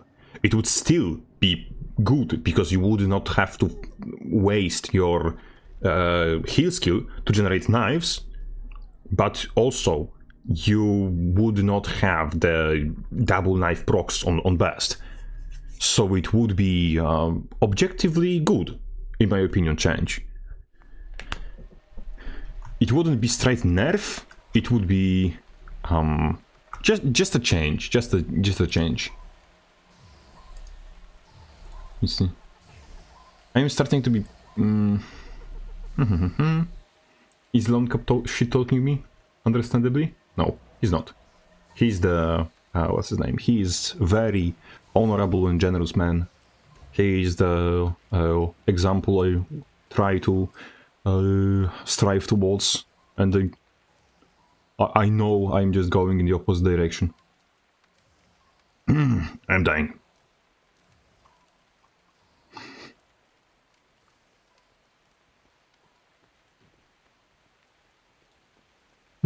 My throat is a disappointment tonight. It's just giving me hard time the entire time. I think I'm just catching... I think I caught cold and I just don't know it yet. Which is going to be very interesting. But yeah, I think we're going to be running for like at least half an hour still, because I still feel fresh and want to play a little more. But if that throat gold does not improve, it's probably going to be like tonight will be English will be cold then. It's kind of interesting, kind of comedic that yelling English language is actually helping me with my speech pattern and losing the train of thought. So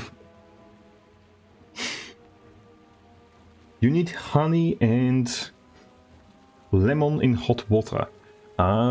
Maybe, or maybe I need to assault somebody. That also helped me usually with cold.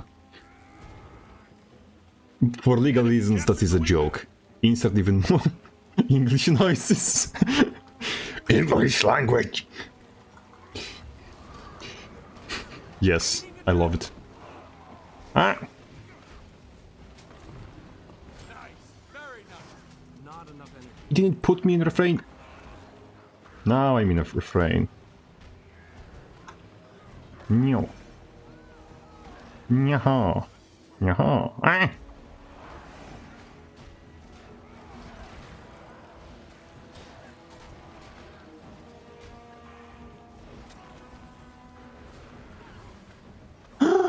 I love missing the fucking schedule. Like, I understand why Spear 3 is so thin. It's just, you know, the supermodel waist. It's just... I think it's too thin. I think those are unhealthy body standards that we should fight against. My strength fails me. Get me out! Chill rising. How did I got knocked back, stunned into Necro Elite, Reaper Elite?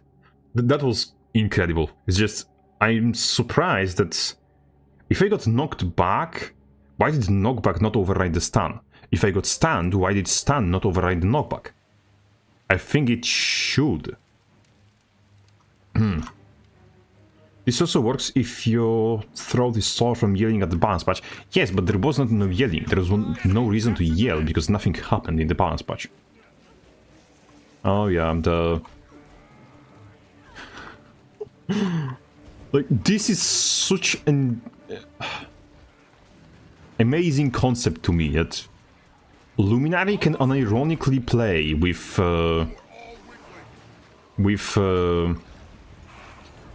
what's his name?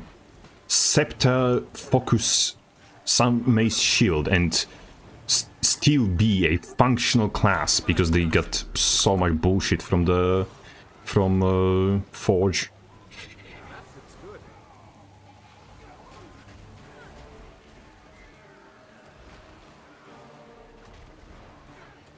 Just getting started. Enemy captured the windmill. I missed. I hit. Never mind. Refresh. Get out of my point. It's my point. Okay, this is how you recognize the Mansion. free-to-play players or fresh players in general. They stick to the points much more than they should. How did they point its mouse there and it landed here?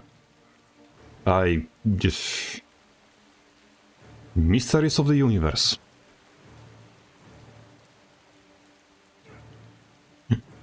No time wondering. Or wait. Hold on, is Spirit of Wanderlust just Spirit of ADHD?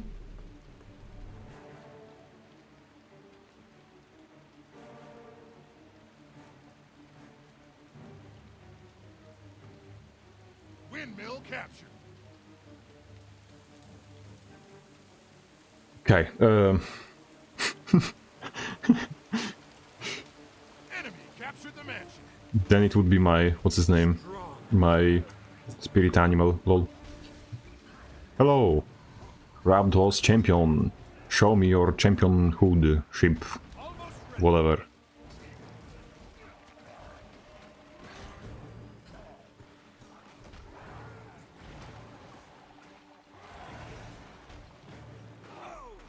Not enough energy.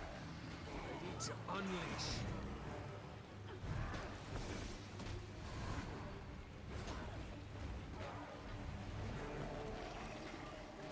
No, I'm getting touched. Okay.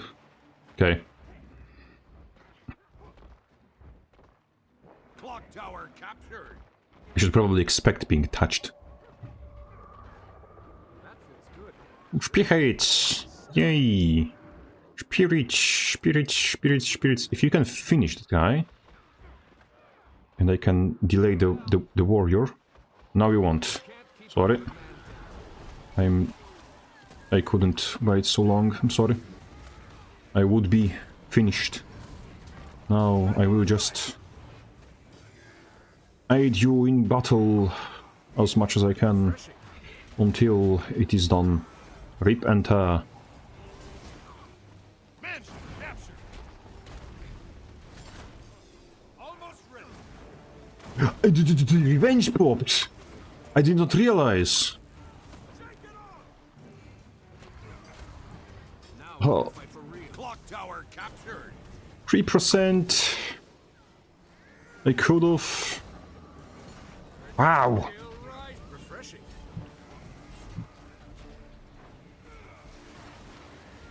Ready for action. I need healing. Seriously. No. Almost ready. If anyone had this terrific noise, it was just my phone. Captured the windmill. For some reason, the Help me, please. vibration against the desk sounded like a thunderstorm. Can you please just... Thank you. Suffer and die.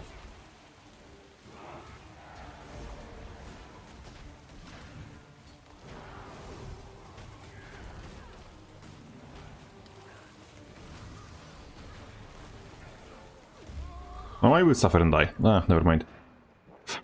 Two necromancers, whoever this person is, two necros, a warrior, and and this idiot is always spelling disaster. And by this idiot, I mean this who is still visible on the screen. The other guy, I have nothing against him. Fellow warrior player.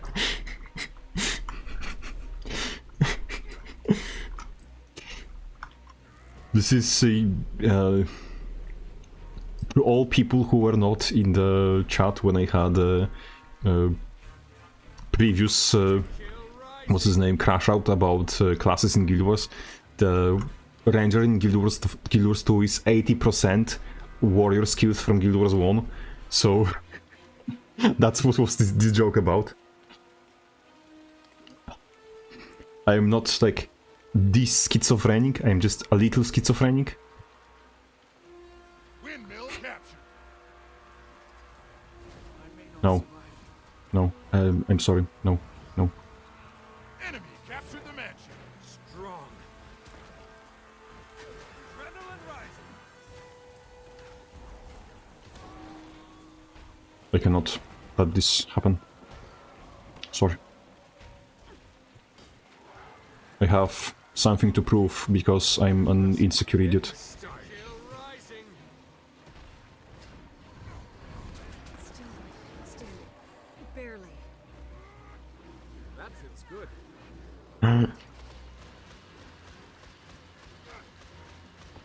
More coming. Prepare for battle. Almost there.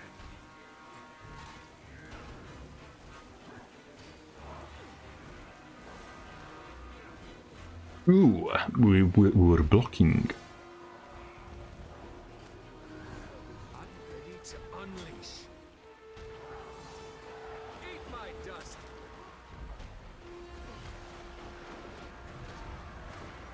We will use the stabilities to have.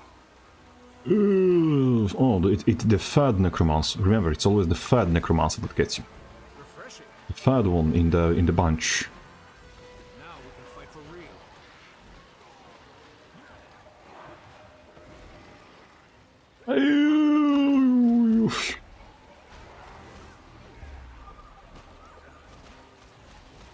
Or it doesn't. Bad shape here. Can I please? Did he just interrupt my thing? Captured.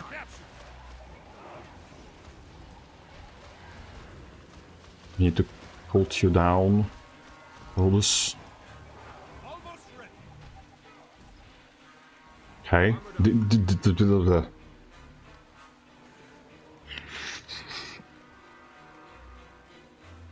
I think I have suspicion that either Paragon is a functional spec that can be played, or that Ritualist is still overpowered, because we somehow choked that... Not choked. A 2v3.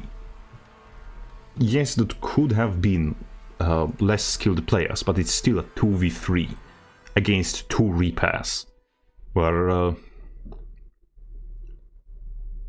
I didn't play specific super well myself, so yes, let's get that out of the way. The turbo bad player is somehow still... Oh, season is currently ending. No, I wanted to do a placement of normal conquest. You push, you ruined my life. You took my wife and children and killed yourself. What is this armor? Oh, it's light. Okay. I thought it's heavy, and I had a lot of questions. It's light. Okay. Oh, look, squirrel aside. I want to say something. I'm wondering, it's like, if this is a weapon swap, will that make Paragon builds, which use Discipline, stronger? I think it will, because Discipline Paragon will pretty much get 10 adrenaline every weapon swap in combat, and 10 adrenaline every weapon swap in combat is like... How do I put it? A lot, but also the support builds use Discipline, so it will be a buff to support builds. I'm not entirely sure, lads, that we should be buffing support builds on Paragon. I think support builds on Paragon and support builds on Paragon don't really need to have more adrenaline, because they already have shit tone. If we want to buff Paragon as a support, if we consider that to be necessary, then we quite likely should buff his ability to... how do they call this? Not getting thiefed on? Because currently Paragon, like, if somebody just ports on Paragon and pressures him heavily, Paragon just folds. Well, Spellbreaker has at least a... what's his name? Full counter. Paragon just... yes, you have a stun break, but... you're a naked man with a stun break. It's like... you will still take that damage, and... after you stun break, the enemies can still keep going on you.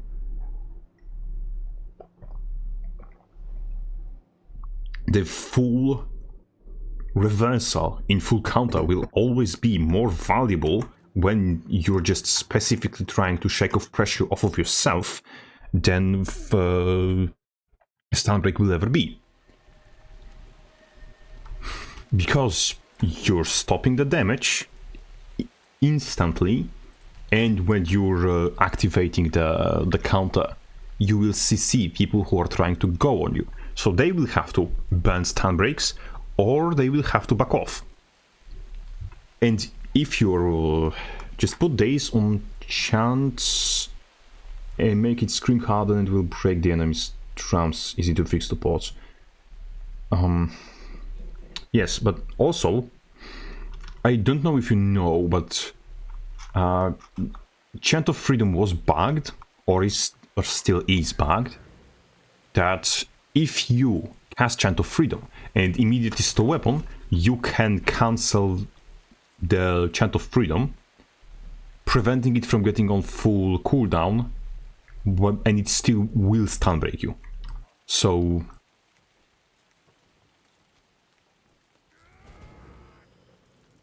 chants, I think, probably should be either, like, as you suggest, stronger abilities. Like, the cast should be much more valuable, getting the cast off, than it currently is, or they should be insta-cast. Still, and well, they should do something that is not stow weapon interruptible, like, at the very least. So, and I don't think that just putting days on chance, especially if you do it to all chance, is the right way to go, because that doesn't that fixes one problem, but introduces another problem, because then what you get is you get the, what's his name,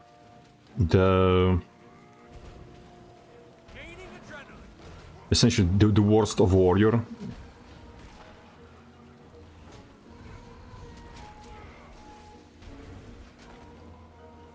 Windmill capture.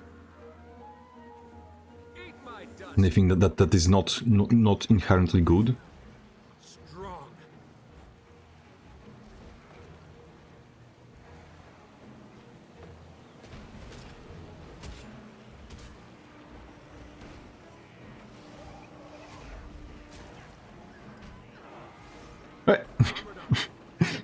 Okay, I didn't even know that tiny ledge is there. So we learn everything, something every day. Clock tower captured. Almost there. I feel so vulnerable.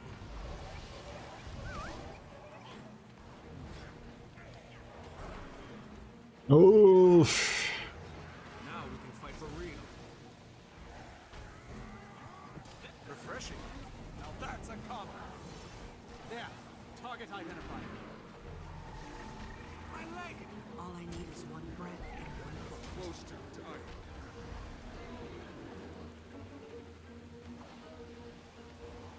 Mansion captured.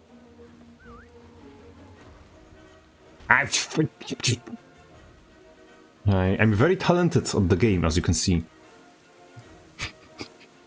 This worst warrior EU is not just a joke. Strong. It's a self-fulfilling prophecy. Target identified. Enemy captured the windmill. And this guy is Duke of the Arena, okay.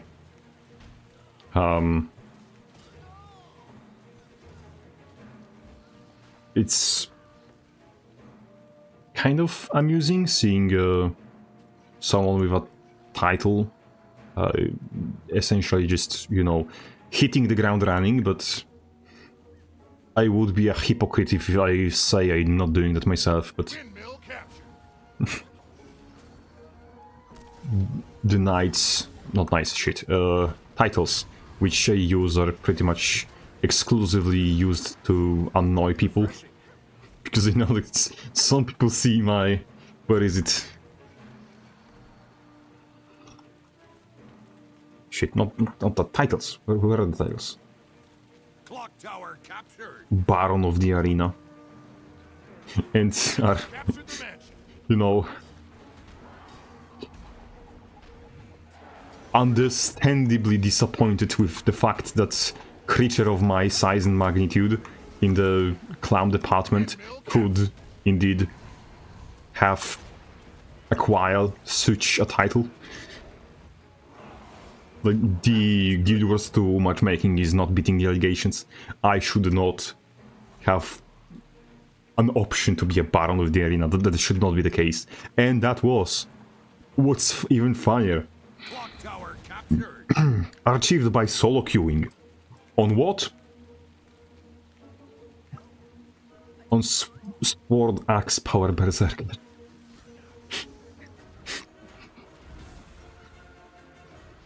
Luck is real. Adrenaline rising. Enemy Damn, bro, you're captured the tanky. windmill. That's Ranger, so give him this. Thank you for retargeting. Like, as I said, I should not be allowed to have Baron of the Arena title. Mansion captured. It fits me roughly as well as Nobel Peace Prize fits Adolf Hitler. Maybe I'm exaggerating a little bit. A little bit, as they say. Where are you at? Urge to kill rising. Almost ready. Hurts, doesn't it?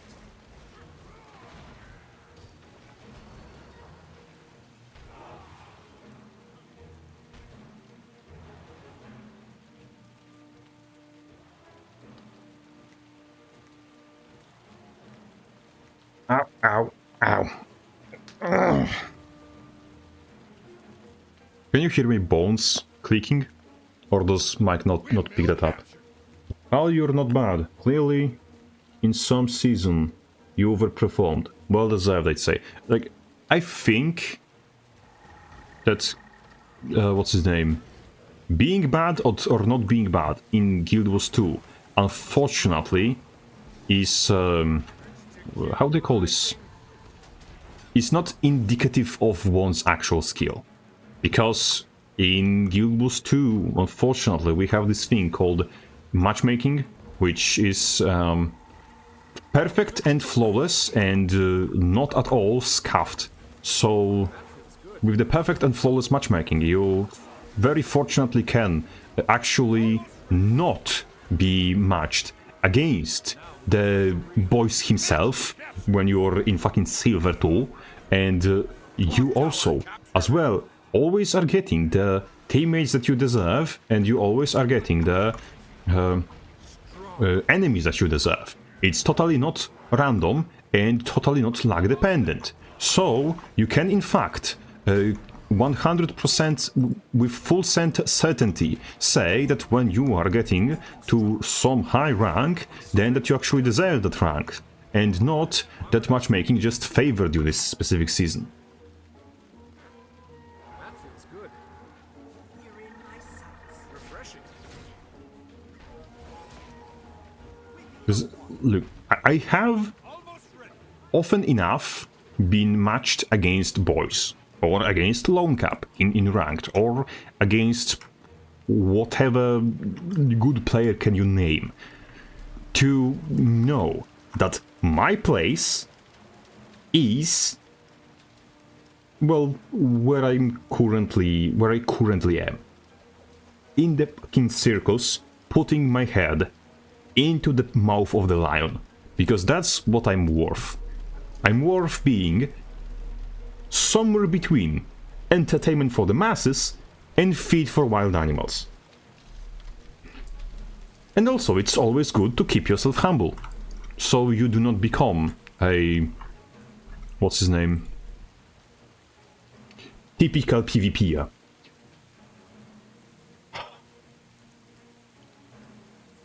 And also you have personality of an asshole, which is not very helping, because I have to keep myself humble even more to make sure that I not cross into being an actual piece of shite. Because if I become an actual piece of shite, well, the game does not need another piece of shite. What this game, this community is, it needs someone who is actually critical, but reasonable. You're not at their level, though. No one says that. Yes, but Guild Wars 2 has a massive problem where there is no good players. There are either players who are decent or below, and there's a cast of demons above that. So, like, let me show you something. You have, Jesus Christ, let's say divisions. You have people who are learning to use the computer. You have people who have somewhat learned how to use the computer but are still learning the game. You have people who can play the game. Then you have this tiny section of people who are decent and good at the game. And then immediately above people who are decent at the game, you have fucking gods of war. Like, there is no buffer zone between people who are good but still learning, or would be good if they actually learn the game, and the you know what, like, so people who would become good at the game are not becoming good at the game because they do not have actual good players who they can actually fight. Like, the people here have players above them who they can fight. People here have players above them who they can fight. But in this, like, tiny sliver of player base, where you have players who are too good to fight against everyone below them, but are automatically destroyed by the gods of the arena, like, they have no one to actually improve by playing against. The improvement from here, from, like, Edge of Platinum to Plat 2 is entirely artificial.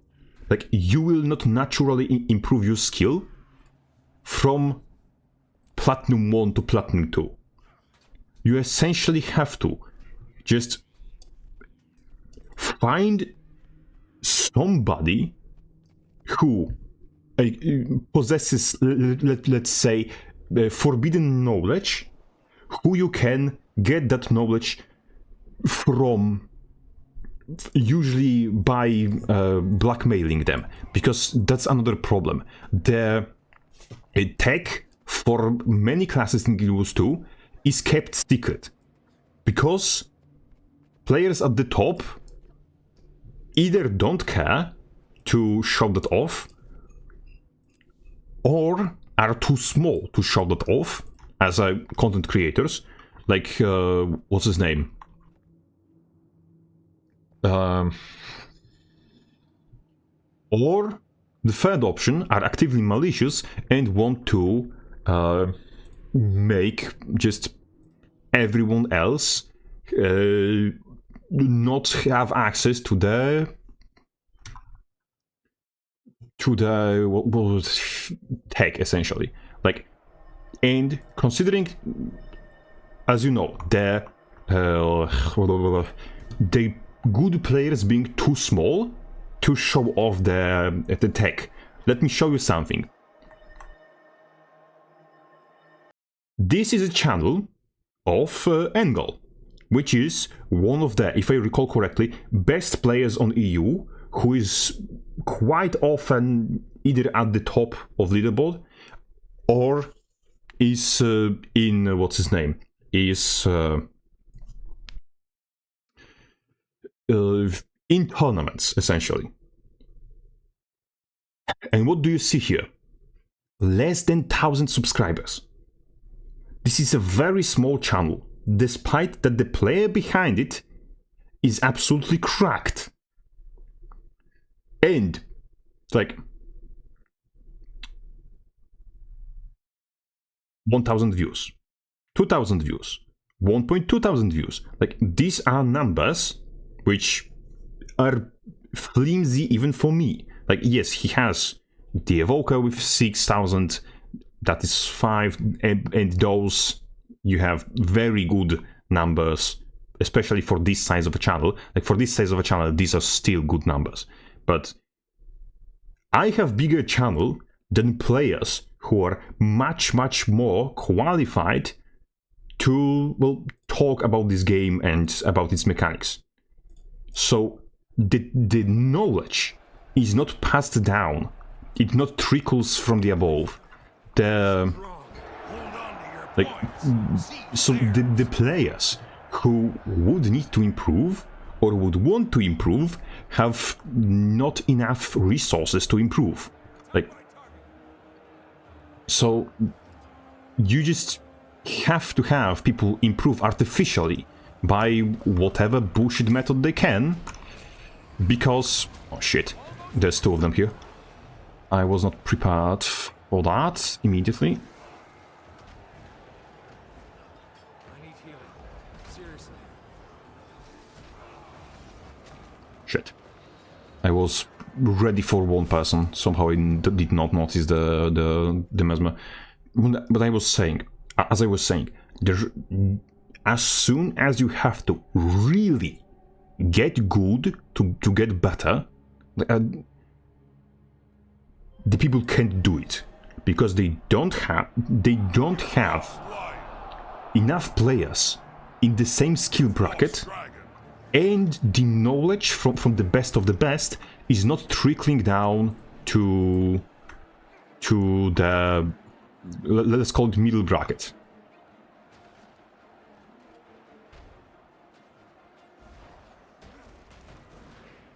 So people are generally not improving at the game.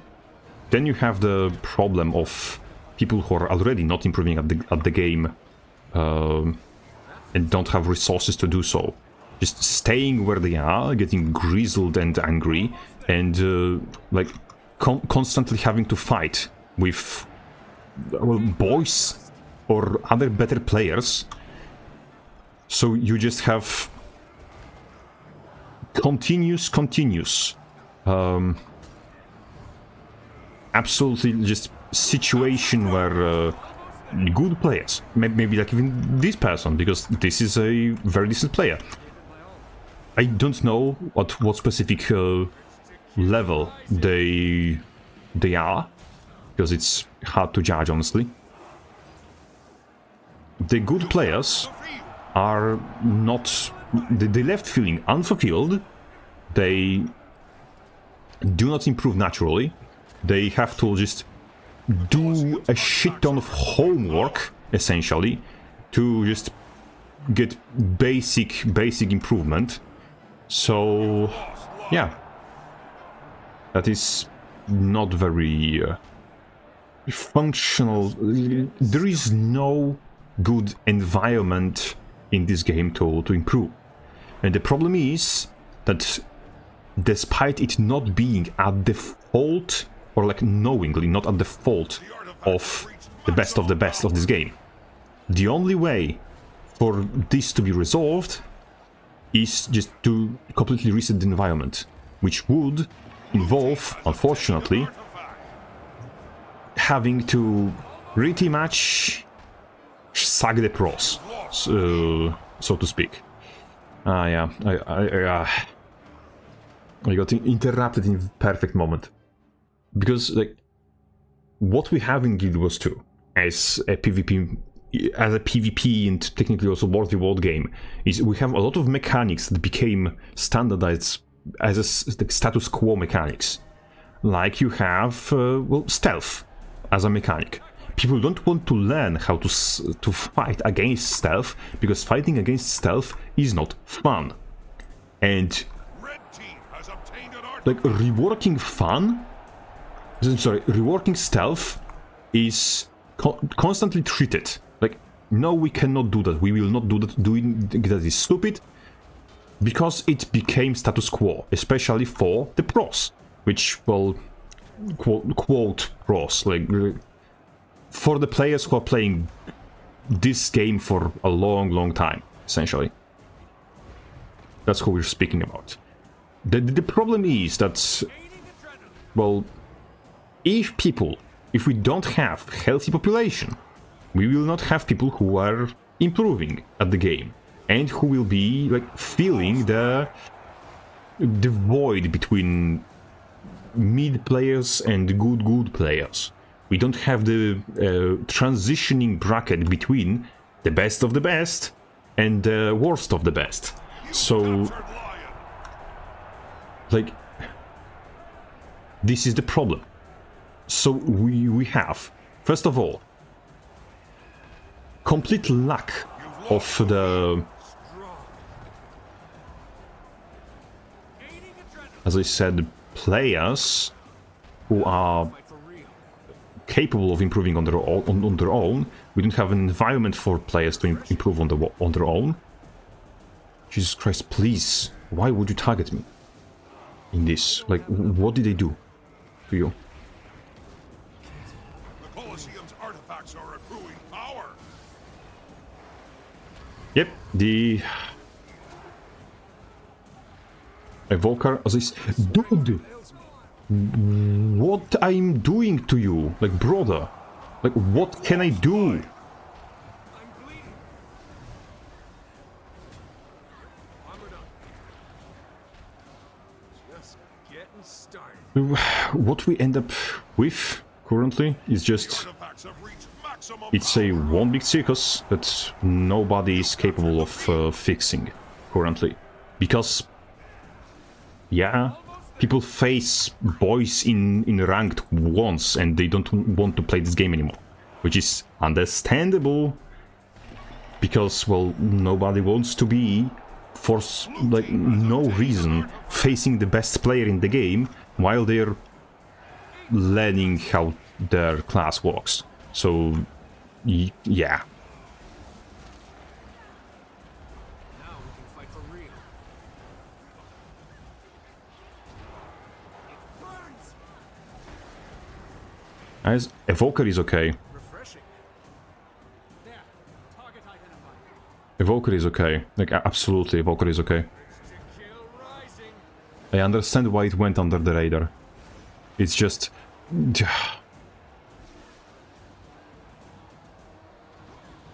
we can fight for real.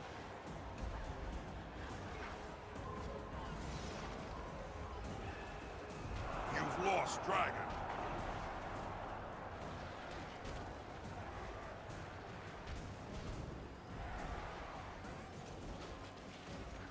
Now we can fight for real. Evoker is okay. Armored up. The thief also helped, but Evoker is okay. Target identified. Like... Why?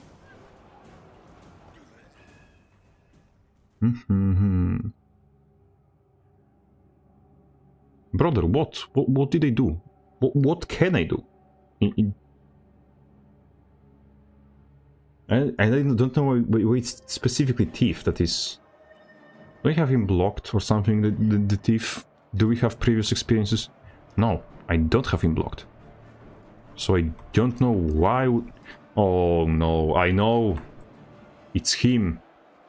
It's loss of motivation. Your Dragon. My mortal enemy when playing Paragon. Lost the field. I embody motivation, he embodies the lack of it. We are sworn enemies from birth. Ah, something got stuck in my keyboard. The Colosseum's artifacts are accruing power. Armored up. There. Target identified.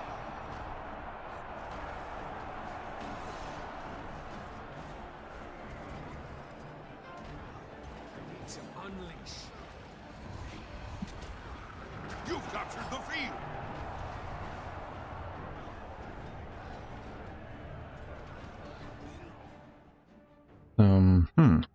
It's interesting that Thief got...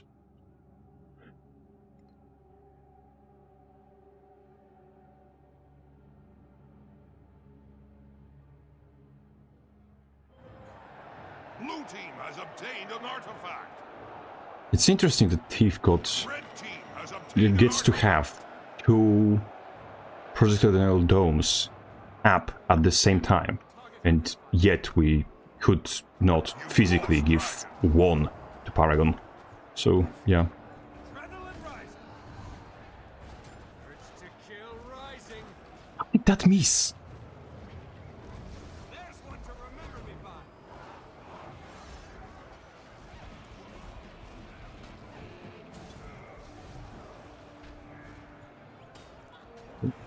by. I think this is... should be shown to whoever was the person earlier that was claiming that We can fight for real. that I don't have enough energy. Adrenaline You've rising. captured Dragon. Antiquary is unplayable. Eat my dust. I feel strong.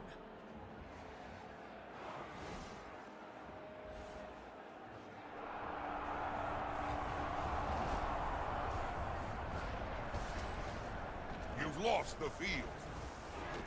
Almost refreshing. I'm bleeding.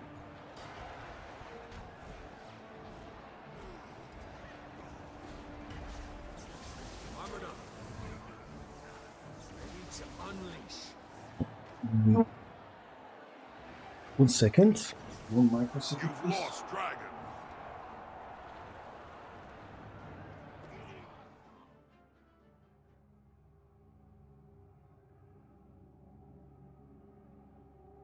Thief is an anime character. Warrior is only peak human. It's kind of the what's his name? Kind of accurate. The description of what we're dealing with. Artifacts are accruing It's power. what's his name? It's kind of the idea, but also the thief is just what's his name? A flawed in design from day one, and well, we have two thieves, so unfortunately the lose condition is enabled. Because you may know that having two thieves Artifacts have reached either maximum means power. that you win by default or means that you lose by default, depending on how skilled those thieves are. Because two good thieves can absolutely control entire map, but also two good thieves, two bad thieves, I'm sorry, can lose you entire map. Because if you have two bad thieves, they will just do like the combined map pressure of a single warrior. So it's a risk to run two thieves, and we did not bear the consequences. I feel like this is how they actually balance the classes. Warrior is Captain America, but we have to fight Doctor Strange and Thor. I'm afraid it's not that way, lore-wise, because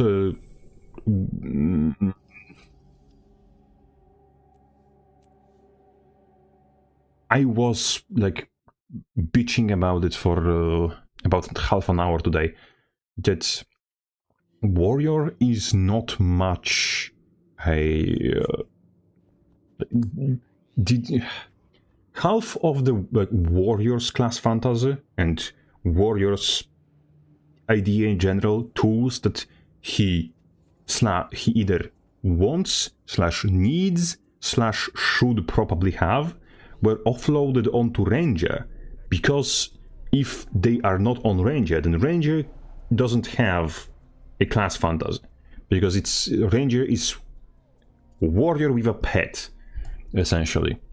So, and worse fashion, because everything that made Ranger that was not just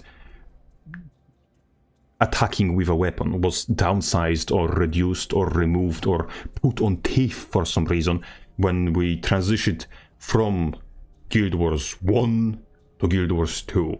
So now what we have in Guild Wars 2 are two martial classes that have to share toys because Arena couldn't realize that if we have Druid as a basis of a class and not Ranger as a basis of a class, then we will not have to just make Warrior and Ranger constantly step on each other's toes.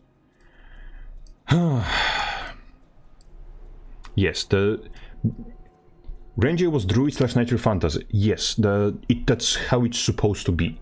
Except the Ranger in Guild Wars 1 was much more of a Druid than Druid is in Guild Wars 2. Like, the specialized nature magic elite spec for Ranger is less of a nature magic specialist than a core Ranger, base Ranger, was in Guild Wars 1. That's the problem. Where is my Reaper rant? LOL. Patience, my dear. Like, I'm what they call in the kitchen a slow cooker. So everything will come eventually, except that we might not leave until that day. Like, I was ranting about, for example, nature rituals in Guild Wars 1, that you have spirits like nature ritual called Edge of English language, no! You have nature ritual in Guild Wars 1 called Age of me and my speech. Jesus Christ. Why did you condemn me so hard? What did I do? As I said, you had nature ritual called Edge of Extinction, which created a spirit of extinction. So, what the spirit did is made every creature that dies deal damage to every other creature of the same type. Like, they are going extinct, essentially. So, like, and you have spirits like this, which really just snowball the fights in Guild Wars 1. You had spirits which, for example, Spirit of Winter, turned all the damage done by you and by the enemy into cold damage. So you could itemize against cold damage and then use Spirit of Winter to just turn the tide of battle in your favor drastically. And what do spirits do in Guild Wars 2? They give boons. Jesus Christ. And because of that, and well, and you also had wilderness survival skills. You had preparations, for example, which you could either ignite your arrows, so you deal fire damage, or you could make them into explosives, so you do AoE damage with your arrows, or you could, for example, take the, like, it was called Read the Wind, which made your projectiles fly faster and also deal damage. Or, like, yes, you had a lot of preparations, and a lot of preparations was either, like, essentially, like, long ass stands, like 24 seconds, 30 seconds long stands with 3-4 second cast time, for example. That was the Read the Wind, for example. Like, there's nothing even remotely close to what Ranger's nature magic and survival skills, like the wilderness survival skills, were in Guild Wars 1. Instead, what we give Ranger is fucking warrior skills. He gets greatsword, he has big overhead, he blocks with the sword, he has a leap, and he hits people with the pommel of a greatsword, with the pommel of a greatsword to stun them. We gave Ranger a hammer with variable choices of weapon skills. Like, tell me that a weapon which lets you customize your weapon skills is not something that's logically belonging on warrior as a mechanic. Or, like, for example, you have currently on warrior longbow with condition damage, and you have on ranger longbow with power damage. And tell me, if we flip those and just change colors of the skills, would any of these not fit the class it belongs on? That's the problem. And the whole idea of like the current, for example, Ranger trait lines, like marksmanship. What is marksmanship? It's a mastery of ranged weapon. What is a warrior? It's a weapon master. Marksmanship, by definition, belongs on warrior. It's a logical thing a warrior would do. Flipping, what's his name? English longbowmen were professional soldiers. Like, preparations also technically also belong on warrior, because, well, what is warrior? Like, if you are preparing your weapons for combat, like sharpening them, sanding them, yes, this is a preparation. This is something what warrior should logically do. Even putting your armor on was often the long procedure because armor was hard to put on and requires additional person to help you. Squire was a something for a reason. That is also technically a preparation. Also, or you could like take your armor off as a preparation to get better mobility or something, or reduction in cost of skills or something. Yes, and then like on top of all of this, you have another like ranger trait line called skirmishing. What is skirmishing? It's a military term for hit and run fighting tactics. Military term for a fighting tactic. This is belongs on warrior times belongs on warrior. It's literally something that well, entails in tactics trait line. So if you think about ranger for 15 fucking minutes as what it thematically is, it could be a warrior subclass. So this is essentially why I'm losing my shit. But me losing my shit is nothing new. And unfortunately, to all of the people who came here right now, because I noticed the surge in viewership, I'm also not only losing my shit, but I'm losing my throat, because for some reason it's extremely bad today, and I will have to disappear in very short amount of time and get something to fix my throat before I lose it. So the archer archetype would have been split between thief and warrior. The ranger should be nature focused. Yes, that's what it was essentially saying. It is the druid should be the basis of the class, and we should really go hard on nature magic.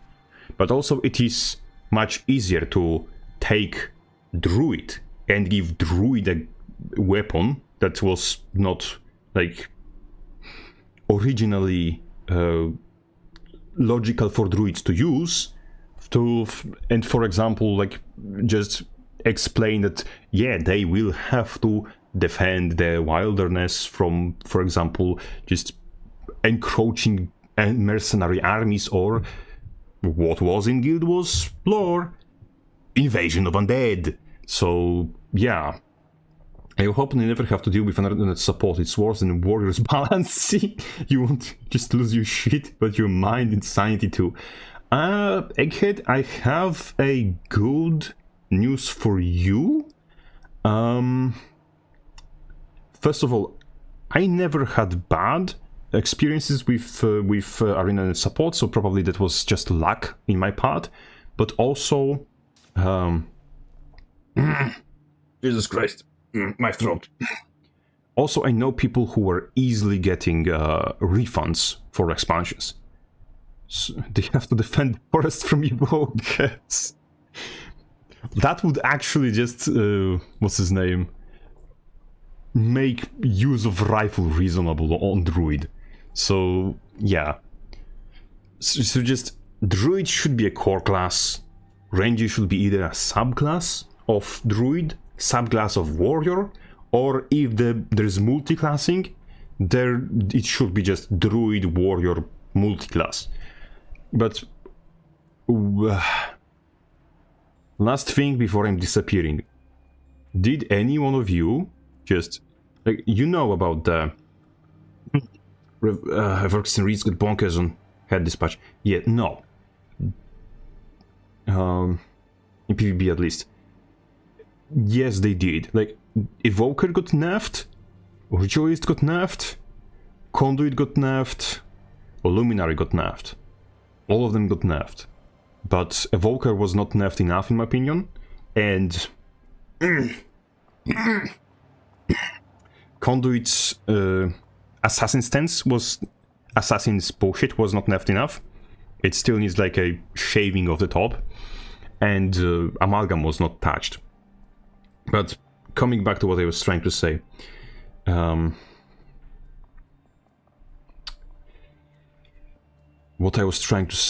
is you know that there's some sort of celebration tomorrow on stream of ArenaNet's like 25 years of Guild Wars franchise.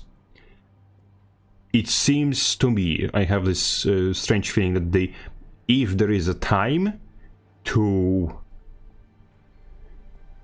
what's his name, reveal something big, it's at the time like this, at the 25 years of the franchise celebration. So we will see. Just we will see.